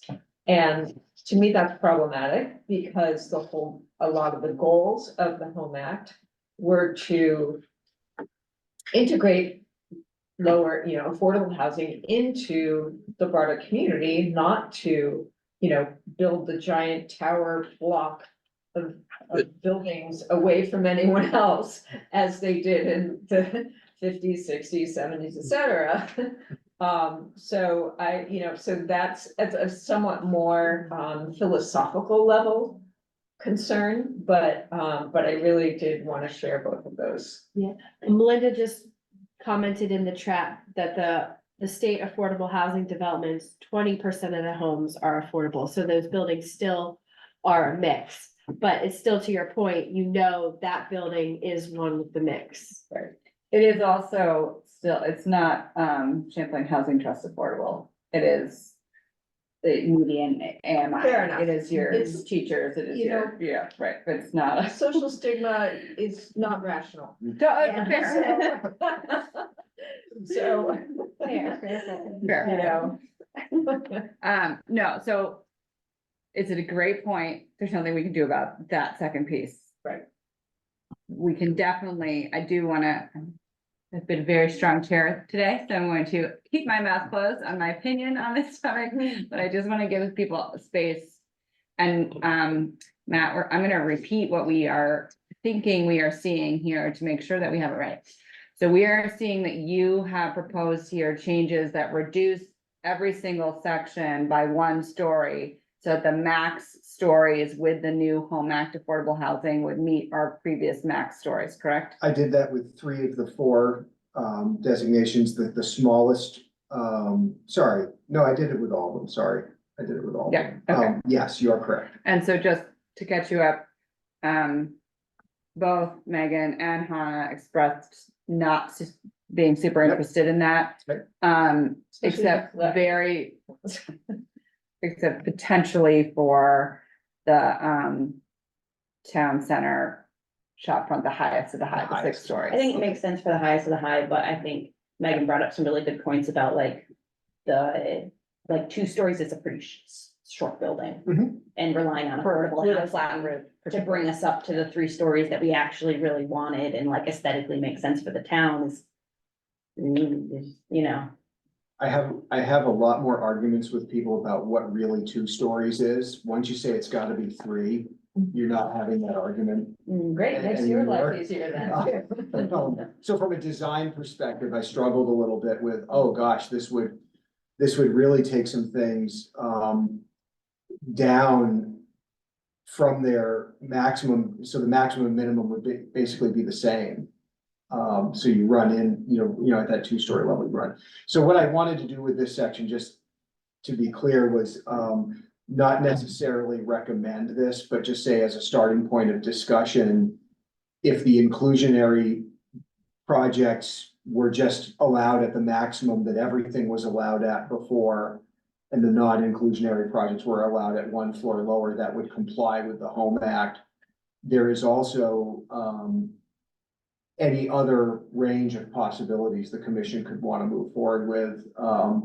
You've all seen and heard more than enough about building height in the last couple of years to know it's a hot button issue. And, we debated it extensively, and then the legislature threw us another floor. So that, what you all would like to recommend doing with that is totally up to you. I just did the most mechanical edit I could think of that would get folks started talking about it. All right, so anybody, Chapin, sorry, put your hand up. That's okay. I wanted to say I agreed with Megan that I would favor leaving the transitional and strollable neighborhoods where they are and let the state's bonus be applied. The state has really thrown us a curve. We want to give incentives for affordable housing, but stories wasn't one of them, and I don't see any way around having it variable. And so I'm glad to reduce it in the center and think we should leave it alone in the other. And I wanted to I was going to make 2 other points, but Melinda made one of them, which is that any of those units that had more stories would just be up to 20% or something likely. So it's not like you're low income if you live in one of them. And the other is that our new standards for form-based code measure the building height from a different location. They measure from the street level, and we insist that the ground floor be at street level. And so it changes a little bit how you think about stories, I think. Also, if you're in that 6th story, you're gonna get some killer views. Yeah. All right, Ellie or Jill? I agree with the conversation that's just happened. I think 5 stories was contentious enough that I feel strongly that we should bring that one down, but yeah, I agree to keep the other 2 where they're at.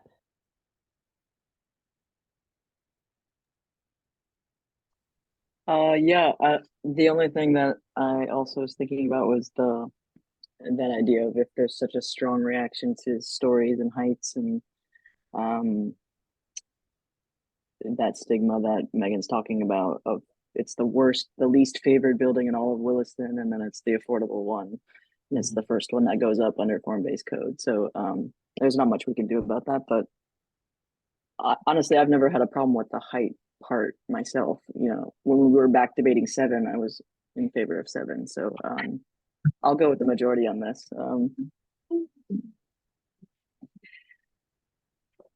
Anybody else?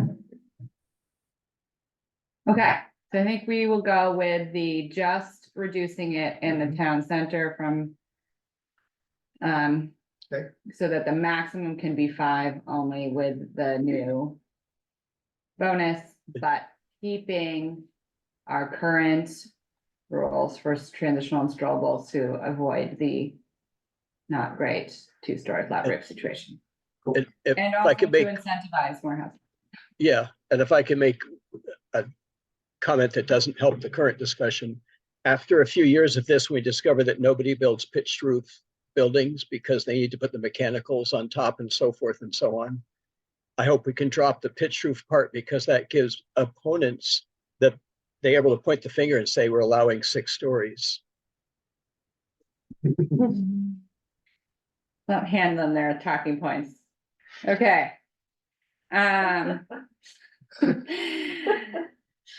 All right, that seems like good. That was the one that I was the most focused on. I didn't have strong feelings about other pieces, but did others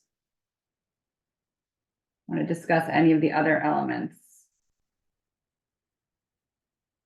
I was curious if you had, excuse me, if anybody had, kind of, and I remember our logic was creating the dwelling unit equivalent. And I wondered if undoing that, have you done the calculations to see what difference that would make? Bluntly, no. Okay. But the reason is that we, in the meantime, we've gone and created the inclusionary path that goes around growth management. So where the dwelling unit equivalent really gave an advantage to encouraging smaller dwellings, to encouraging apartments, were in 2 places. One was growth management, back when there was absolutely no other way to create a new dwelling in Williston but to go through growth management. And it allowed flexibility under the town's density standards. So particularly in Taft Corners, which now has no dwellings per acre density limit under the form-based code, that was a district that was sitting at anywhere between 5 to 7.5 to 15 dwellings per acre, where every dwelling, whether it was a studio or a 3-bedroom, was a dwelling. And so for big master plan projects like Finney Crossing and Cottonwood, but especially Finney, when they looked and said, you know, these 3 big office buildings aren't going to work, we'd like those to be residential. The dwelling unit equivalent was an absolute game changer in terms of them being able to bring that development pattern into Taft Corners. So I would look at it as it was a baby step toward where we were headed and where we've kind of arrived in the last few years. And it's nowhere near as necessary now before, because we don't have a density metric in any of the form-based code district anymore, which is where we're encouraging this growth. We're increasing the base allowed density in the residential district in the village because the Home Act says we have to.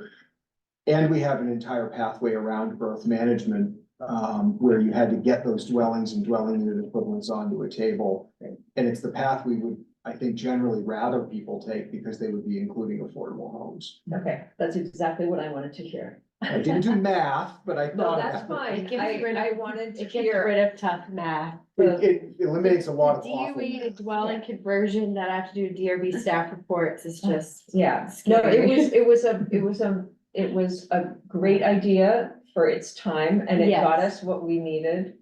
But I think it's great. I think it's fine. We say goodbye to DUE.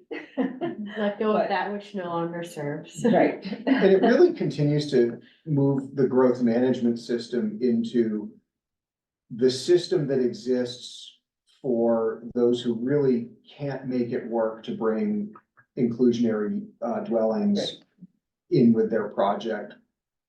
Or really, really, really don't want to, but I think that's gonna be rare. Right.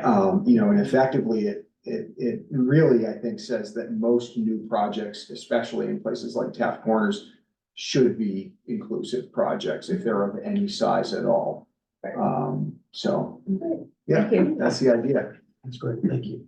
I had one more question before we go on about parking. And it was reducing the minimum parking requirements for residential projects to one space. And I was wondering, like, are developers currently building at the minimum? And so reducing the minimum wouldn't do anything? And like, is there actually a need to like enforce a maximum? Like, what are we seeing? So, the first thing is our parking requirements are generally maximums. And so we made that change a few years ago and we said, this is the maximum. So for example, residential is typically two per unit. You will generally be required, this is what the statement said until this revision, to build at least 80% of that, 1.6 spaces per unit. In the absence of adjacent municipal parking, the Home Act says you cannot require more than 1.5 units or parking spaces per unit. So it's just a little tiny bit different. And you cannot require more than one where there is municipal parking, and I forget the number of feet. So you can't require more, but like, do you know, like what's the rate at which it's being built? Are developers building the minimum that they're able to build? Or are they building the maximum, in which case like? Most of them are building closer to the maximum. I think Champlain Housing Trust came through at like 1.9 with Zephyr Place. I think It a was little less than for- that. And just out of curiosity, I'm trying to remember. It's like 60% utilized, so. Right, and Yeah. that's really my question, like, parking is very expensive actually, and so like. For developments, right, and so it's like, if decreasing the minimum doesn't do anything, like. A functional thing that would like have an impact is decreasing a maximum rather, like.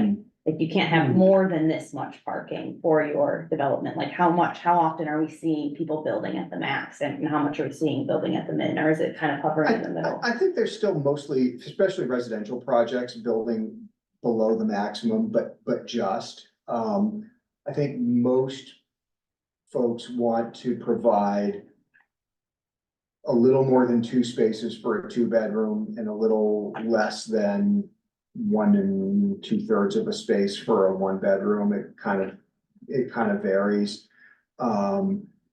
And then, you know, we do some things in all of our parking and in form-based code about shared parking and different peak hours of operation, really trying to get parking facilities right-sized, because like you said, they're expensive. So I don't think the parking preemptions in the Home Act are gonna do too much to us. And I think our maximums are low enough to prevent massive amounts of parking from being built. Residential developers don't generally overbuild parking too much. It's retailers. It's retailers who want to draw in that national retailer who's got a spreadsheet that's informed by the store they built outside of Omaha somewhere. And they go, well, how could, you know, what did you say, Simon? Maple Tree Places advertises having 2,000? 2,000 parking spaces. Yeah. Like 7.5 acres without the drive aisles. So it's real, dealing with maximums is really much more important when we're dealing with retail applicants. Gotcha, okay. CVS has the parking lot that CVS in Woonsocket, Rhode Island thinks that they need. I don't know if you've ever been to the CVS when it was 60% full. Oh, yeah.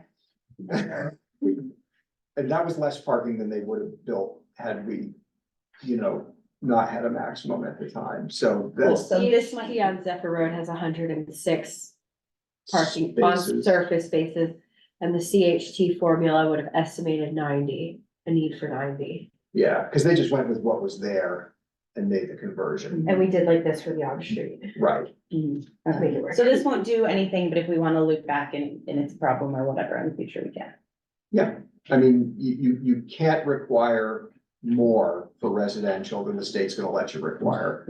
The question would be at some point, are people building too much? Yeah. And I don't think we're seeing it quite yet. I mean, anecdotally, some of the bigger Snyder apartments with structured parking underneath, Emily and I went to inspect one in like the fall of 2020, and there was kind of nobody, we went down to look at the structured parking, so let's go look at the parking deck, and there was nobody down there. No cars. I said, well, Chris, where are the cars? And Chris Snyder said, oh, well, they all park on the surface lot in the summertime. They park underneath in the winter. Important to have your summer, your winter lot. The law itself was targeted, I think, more at village centers that are not like our village center that have more like, could have an apartment building or a building with slightly more. And and towns say like, you have to have 85 million parking spots. Mm-hmm. And then the project becomes, like you're saying, unaffordable because it's expensive. Cool. Can I ask a quick Yeah. question? Maybe a dumb question. In Williston, what actually qualifies as municipal parking? Well, Not a dumb question. first off, there's zero guidance in statute. Okay. And as you probably know, most of our street parking is unusable overnight, 6 months out of the year. So if I was really pressed, I probably wouldn't count a street space that way for Home Act compliance purposes. I would probably say generally Williston can require 1.5 spaces. If we had an actual municipal lot that people were customarily allowed to park overnight in, and it was near a residential project, I would say, you know, we're really bound to that 1 space per unit number at this point. That's why I was asking. I mean, Yeah, if I can't get a place at my apartment building, or I got home late, right. and I'm not allowed to park over by grazers. Right. Because that's not really overnight parking. Right. Okay. So if you're in Winooski and you're at, you know, Spinner Place and there's structured parking inside that building that's available to residential users, that's very, you know, there's actually some public parking in there that's available. That's very different. If you live in downtown Burlington and the lights go on, but you're allowed to go park for free in the garage overnight, that's really different than currently what we have in Williston. Okay. So, Thank you. You said something about the village and how the Home Act applies to the village. It does, yeah. And am I just missing it in this? chapter 42 in the middle. Well, we don't talk about it in this one, but it preempts the density, Right. and it restates, we already allow multifamily in the village. The proposed revision allows multifamily, so that would continue through. And then it would be a question for how in that draft we handle the extra story. Because the way the village is currently and is drafted is 2 stories with an attic story, so theoretically someone could have 3 flat roof, a 3-story flat roof building in the village if they were to do a state project. Right. They're to include affordable housing. Yeah. And right now, the draft is just saying, just adopting that wholesale. Yeah, so we just, in the density chapter 19, we mentioned the additional story of height as being something you can have. And we haven't done the village yet. We haven't actually done. No, it's coming. Sorry, I didn't remind myself. Okay. Other questions? We didn't really talk about this part. Okay, so this is, in the form-based code area, but otherwise not related to Home Act compliance, but we're in the bylaw and we're in the form-based code district, so. We've been approached by Vermont State University. They've been sort of trying to, understand our zoning, and I think the zoning on all of the various campuses that are under that umbrella now across the state. And start dealing with being one institution, and so one of the, concerns that was raised with us was, hey, you guys have these streets drawn right through the middle of our campus. So you can sort of tell they're not quite as bright, or they're maybe a little more transparent than the other streets on that map where they go into the ring.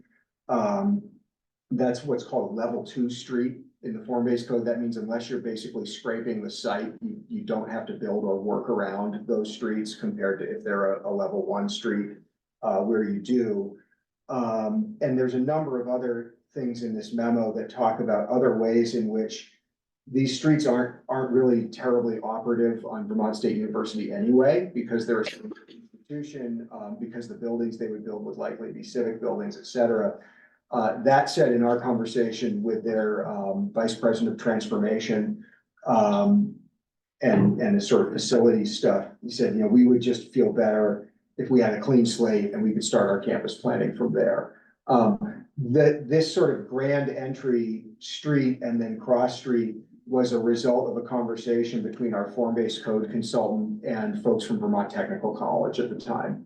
So, and that conversation, as Jeff Farrell, the consultant, related to me, was he said, what if I just do something wild here? And they said, sure, because we don't know what we're going to do. So I don't think there's a lot of liability to this.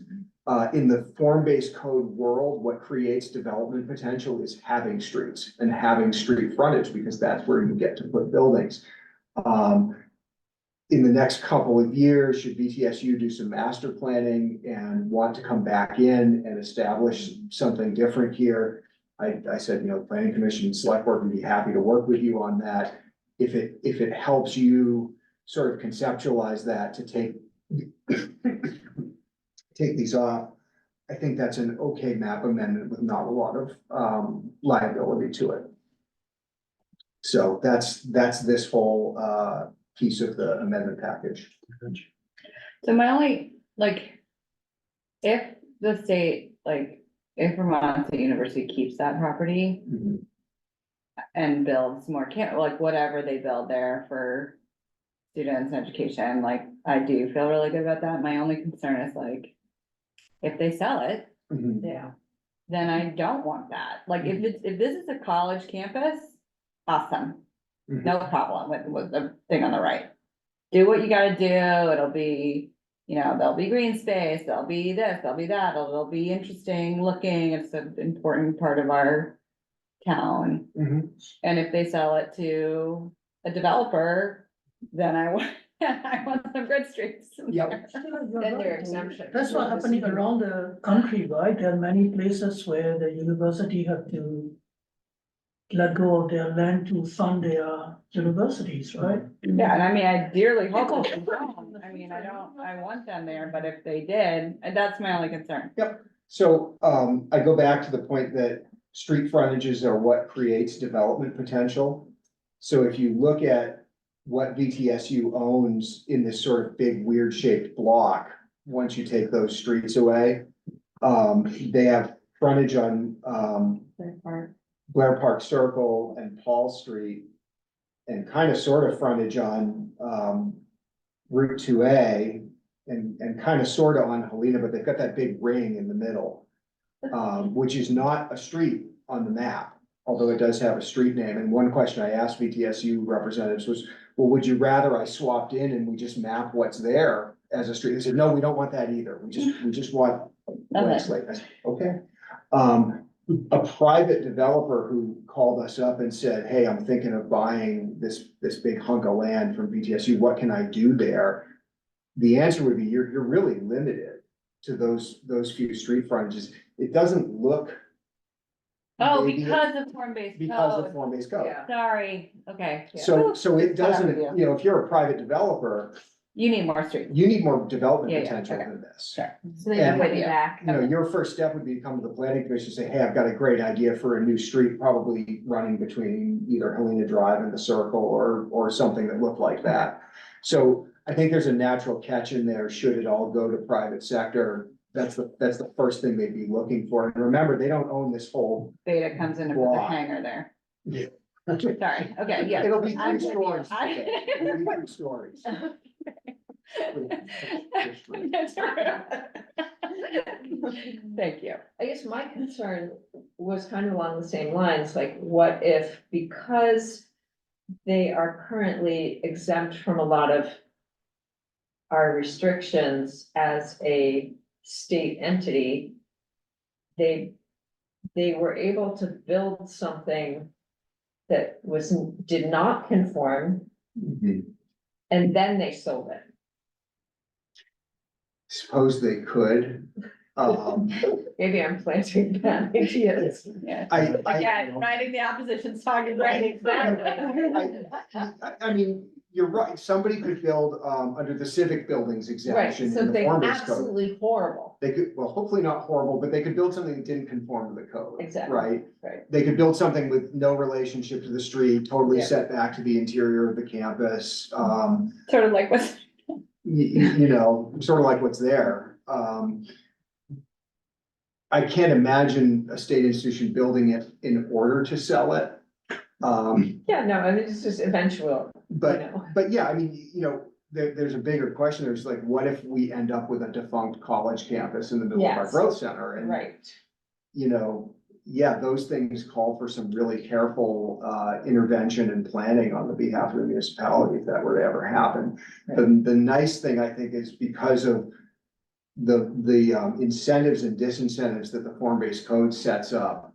It's like that blank slate works for that entity, but, you know, if, for example, they were looking at selling the rack warehouse building. And so we've had talks with people, well, what could I do with that building? And we've had to talk about form-based code, we've had to talk about where those street frontages landed. The appraiser who worked on that spent a lot of time learning all about our form-based code to understand what the potential for redevelopment of that building was versus just using it like it was. And where he kind of landed was, it just makes more sense to use it like it is, like unless it's literally falling over. Redevelopment didn't make sense just yet. So the sort of like, what if something really strange happens out there question is a fair one. It's certainly technically possible that somebody did something really strange, but probably not really likely. They don't have any What's- money anyway, so don't worry about it, Like- but. What are the options to just say like, like tell them essentially, pretend you have a blank slate, what do you want to do? And say, we can, you know, like, and go from there, like, what do they need, like, why can't they just like, make a proposal back instead of just nothing, right? Like, is that an option for us to be like, You could say that, I don't think they're in a position to do that right now. I think they're in a position where they're trying to manage complexity and risk across all of their holdings. Closing stuff like crazy. Yeah. so if we're really, if Williston is like, yeah, you basically can't develop anything, they'll be like, well, I guess we can't do anything there. I guess what I could say without like sort of going to bat for the applicant, such that it sounds like that is, you know, they are interested right now in, bringing more of the nursing program to this campus. They're interested in having as much flexibility as they can to do that. And Williston, to the extent we sort of hand wave at the institution in the town plan, is interested in having them continue to be here. Yeah. So a little bit of it is just sort of, if this works for you and it helps you be here, Okay. we see it as a good thing in the eyes of the town plan. Yeah, makes sense. And that means- no, and I think like from a plan, like from just if we're totally ignoring the benefits of having higher education in the town, which we shouldn't. But even if we're just totally ignoring that, aesthetically, it is still not, it is still fine to have it this way as a college campus versus as some other, whatever. You better believe a industrial college thing. campus is gonna be more likely to put in like a green than a random developer. Right. So I feel okay about it from both just like the straight long as it's the state owning it, that's probably gonna be fine. It also meets other planning goals of supporting education. Absolutely, right, Opportunities. and right. stuff like that. Socioeconomic stuff is very positive. Yes. Yes. Okay, Good with that. all right, All right, we're still incredibly behind. I'll do what I can to go fast. Comprehensive plan proposed, so the next step on that bylaw amendment is to warn a hearing? Yeah, I wanna just, I don't know if you talked about the idea of not being an overlay district anymore and being a zoning district. Melinda made some really nice slides about We that. didn't talk about it, I read Okay. about it. I read it It too. makes a lot of sense. Sounds fine to me. It's. Yeah. So just so folks know, Emily, if you just wanna click on it, and bring up the multicolor map. Real quick, cause you know, when we went. Wait. No, this one. The zoning districts. Yes. The slides, yeah, Okay. just scroll down, one more, two more, there we go. So, just so everybody understands, it exists as today, form-based code is an overlay, the underlying zoning still exists underneath it, although it's kind of skeletal in most cases, because the form-based code has a lot to say about just about everything. But there are a few things just worth noting in this. One is that the overlay district completely covers the business park zoning district, which is chapter 34. So I'm proposing that the Taft Corners form-based code zoning district become the new chapter 24, because I haven't for anything.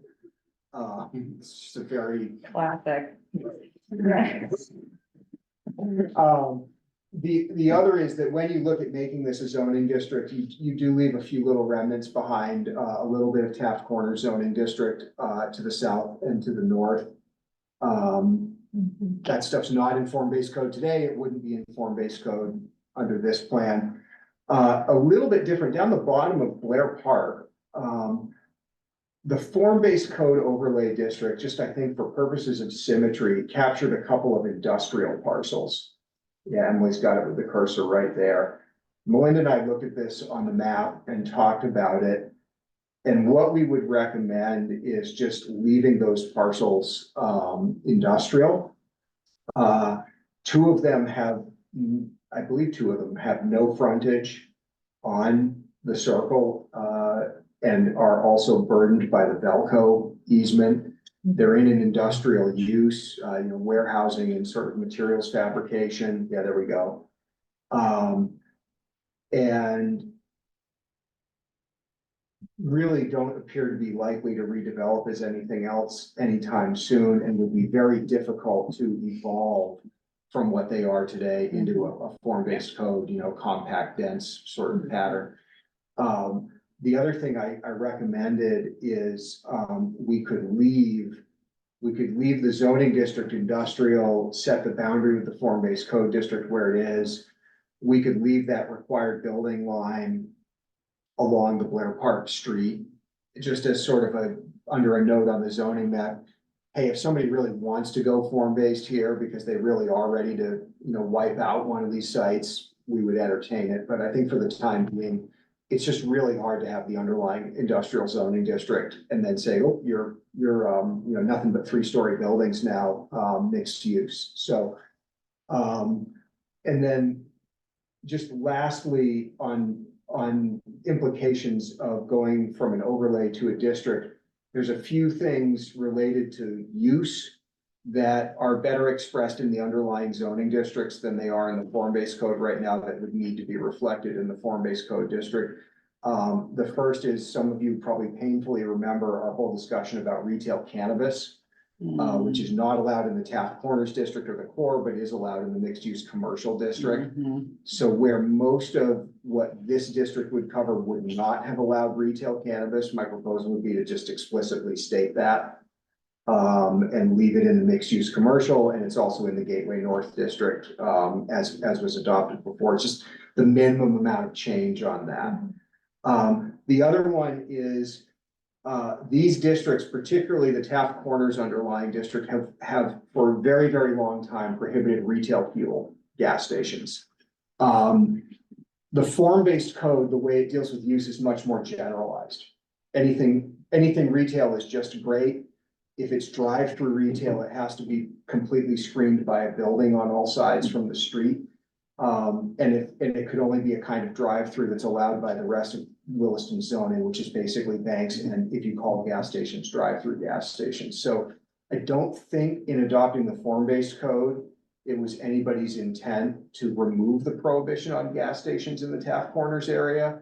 And I just, before somebody starts asking me about, say, Friendlies, I just want to be Yeah. clear about what folks want and call that out as something. So we would simply identify those two things as prohibited uses in the form-based code district. And the rest of it being more generalized about use seems just fine to me. I think it's positive, man. Yeah, so that's sort of all of the little things that kind of fractal out from what if we just made the overlay a zoning district? But they're just worth everybody knowing about, and you know, if that's the whole package, what our next step would be is the commission comfortable with us setting a hearing date and bringing this to you in a fully fledged bylaw draft form?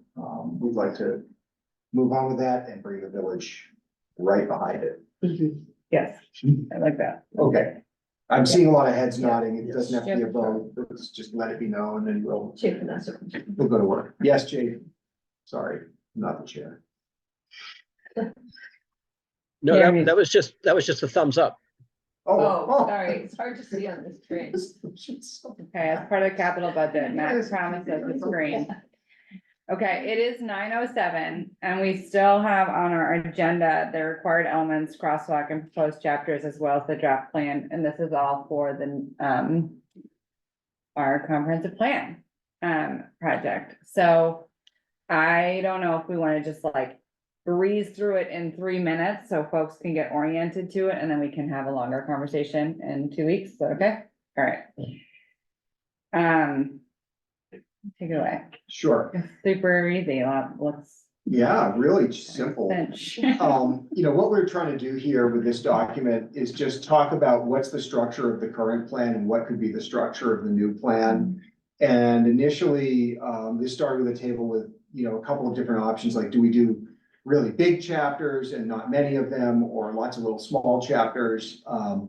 Where we kind of got was this table, which is more reflective of the idea of lots of smaller chapters that address mostly required elements kind of one at a time. So looking for sort of a head nod from the commission on that idea as a general structure. And then just a couple of things noting, you know, there are things that we talk about in our town plan that the state does not require us to do at all. And one of them is the community design chapter. So the state does not require you to at all address what buildings are gonna look like. Or how you're necessarily gonna require parks in new subdivisions, or some things that I think generally are held pretty near and dear in Williston. So I'm not really asking the question of like, should we have a section on community design? But just kind of noting, those are some of the structural things we're thinking about. Another one that we got talking about in our staff meeting this morning is things like cultural and social infrastructure and, you know, arts, community planning and food security and stuff like that. Like none of that's really a required element. So, you know, we base it on the structure of those required elements, but there are other things the town plan can talk about as well. So this is just a beginning of like, let's make sure we don't forget anything that we have to do, and let's think about where that's going to land in the various chapters. And then Melinda put together this really nice timeline just for folks to refer to of like where we think we're going. And really the next steps that I want to work on with commission members, and you can start thinking about, is we pull those chapters and subject areas apart. What I'd really like to do is connect for each of those 2 planning commission members with 1 staff member, and a kind of a list of what do we need to check in with and who do we need to talk to start writing that draft, and then be bringing it back to the whole committee further on in the springtime. So think about, you know, your areas of interest. We'll probably get a survey out or some organized way of starting to do that, but it might be everything from what background information do we need to look at, and we've been in the background collecting that, as a staff, so we can hand it to those task forces. What did we hear during the Williston 2050 process that informed us? How do we tie it in with livable, resilient, equitable? What other town department do we need to talk about? So if you're helping to write the transportation chapter, it's probably time to make an appointment to go talk to the public works director about what's that world look like from where he sits? Or public safety to go How talk is to he the going to police. integrate it into his capital budget? Well, one of the ways, right, everybody says it's really a bummer when you write your town plan and then it sits on the shelf and it collects dust. And there are lots and lots of places in the world where that's true, even for the land use section. You write this beautiful land use section and then your bylaw is still from like 1973. And you don't even amend your development standards. That's like the worst. And we've been very, very good at tuning up our development standards in accordance with what our plan talks about. We've been good about prioritizing open space, and we've been good about developing trails and some other things. But there's other parts of the town plan that say we should do this or we should do that, that as you've experienced, aren't necessarily widely at the top of everybody's mind when they're doing things like drafting operating and capital budgets or setting priorities. And that's, where I really hammer on each of these chapters should lead to like, what's the biggest thing? What's the hardest thing? What's the first thing we should do? What's the easiest thing to do about the topic area here, and start to pull all of that in and have, like I said 2 weeks ago, that harder conversation in the development of the plan.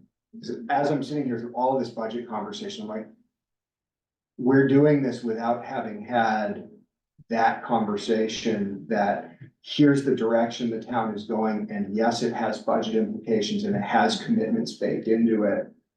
I think that's where that conversation really needs to start. That's what I'm seeing in all that frustration. Yeah. So think about what you're interested in. We'll survey folks. We'll get people going. We'll connect you with other town staff, and we'll connect you with someone from our staff. The 5 of us will be the lead to liaise with that group. And then we're gonna start bringing, draft chapters back for everybody. to In look at. fact, you're making me think that maybe we should not just do that for the planning and development, but then keep that as a structure that the planning commission could consider throughout the longevity of that plan. Keeping an eye on Well, as like having 1 or 2 people per chapter checking in with whoever the staff is that has the most hands-on with that of the town plan.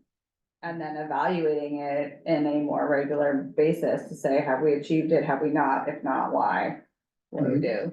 I would love, we've done that sort of like implementation audit. I would love to have that be more collaborative with a citizen group. I think that's the thing, is like the more we share with everybody in town what goes on in here, the better it all is. And certainly the less it seems like it just comes out of my head or Emily's head, the better it is. Can I ask So- one quick clarifying question before we all go away and read this in more depth? For the crosswalk chart Mhm. thing,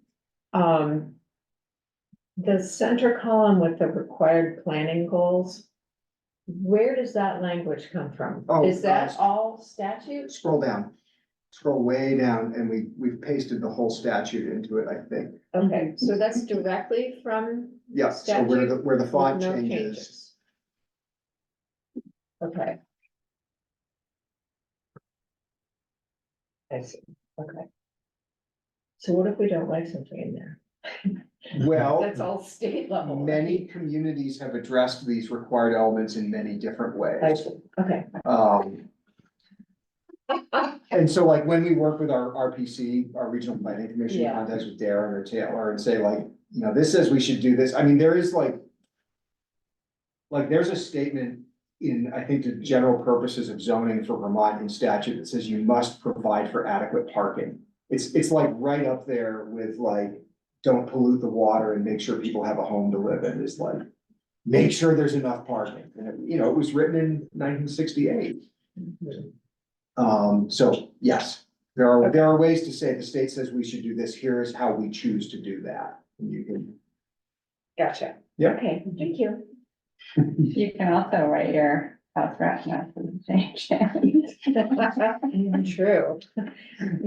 There might be some changes this year. Well, just to give it Yeah, by all the time away. this is up for hearing. It could be different. Yeah, Okay, Great. so review that, think about what your topic choices would be.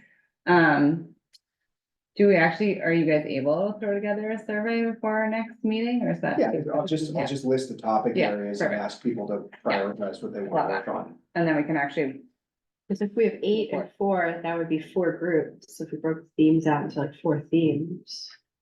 Yeah. no, just getting fancy. And there'd be 2, And maybe, maybe color coded. and it'll be Definitely, color coded, definitely, using the scheme. using our color palette for town plan. I love it. Shayla, last thing that's on there, we're just looking to work with somebody from PC on getting the annual report done. It might be due before the next meeting. Yeah, So- Boy. Oh. I thought we did that. Yeah, me too.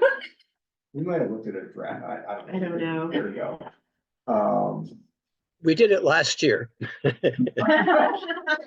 It's not a big deal work product. I feel better, even if we're just talking to the chairs and showing it to you. Yeah, I'm happy to read it. Okay, And we have the letter before next time we meet. the Yeah, letter. the letter is the most time sensitive thing, and so Okay. actually, who's gonna send that? I think that was originally Melinda, so Okay. I was just editing Whatever. whatever. Editing into it. Melinda, do you mind resharing that? Oh, I should try to leave that first, I think we want to make the changes that we agreed to today. and then share it. And Agreed. then share it, I agree with you. Yeah, that would Yeah. be helpful. Cause the next week it's It'll be going, more clear. that, Yeah. it's going to the energy committee. Yeah. Okay, Melinda, I will, take a stab at making those edits. And then if you could reshare it with everybody, that would be amazing. Great, thank you so much. And can you take that paragraph, that bullet item for the Energy Committee as it is there, the red version? Thank you. That's in the memo part at the end. Yes. Yep. And Melinda, I'd be happy to attend that meeting and speak to that request. Yeah, that would probably be good. We need a motion to adjourn. To adjourn. what was your feedback? Bye, everyone. Everybody leave. Lose record.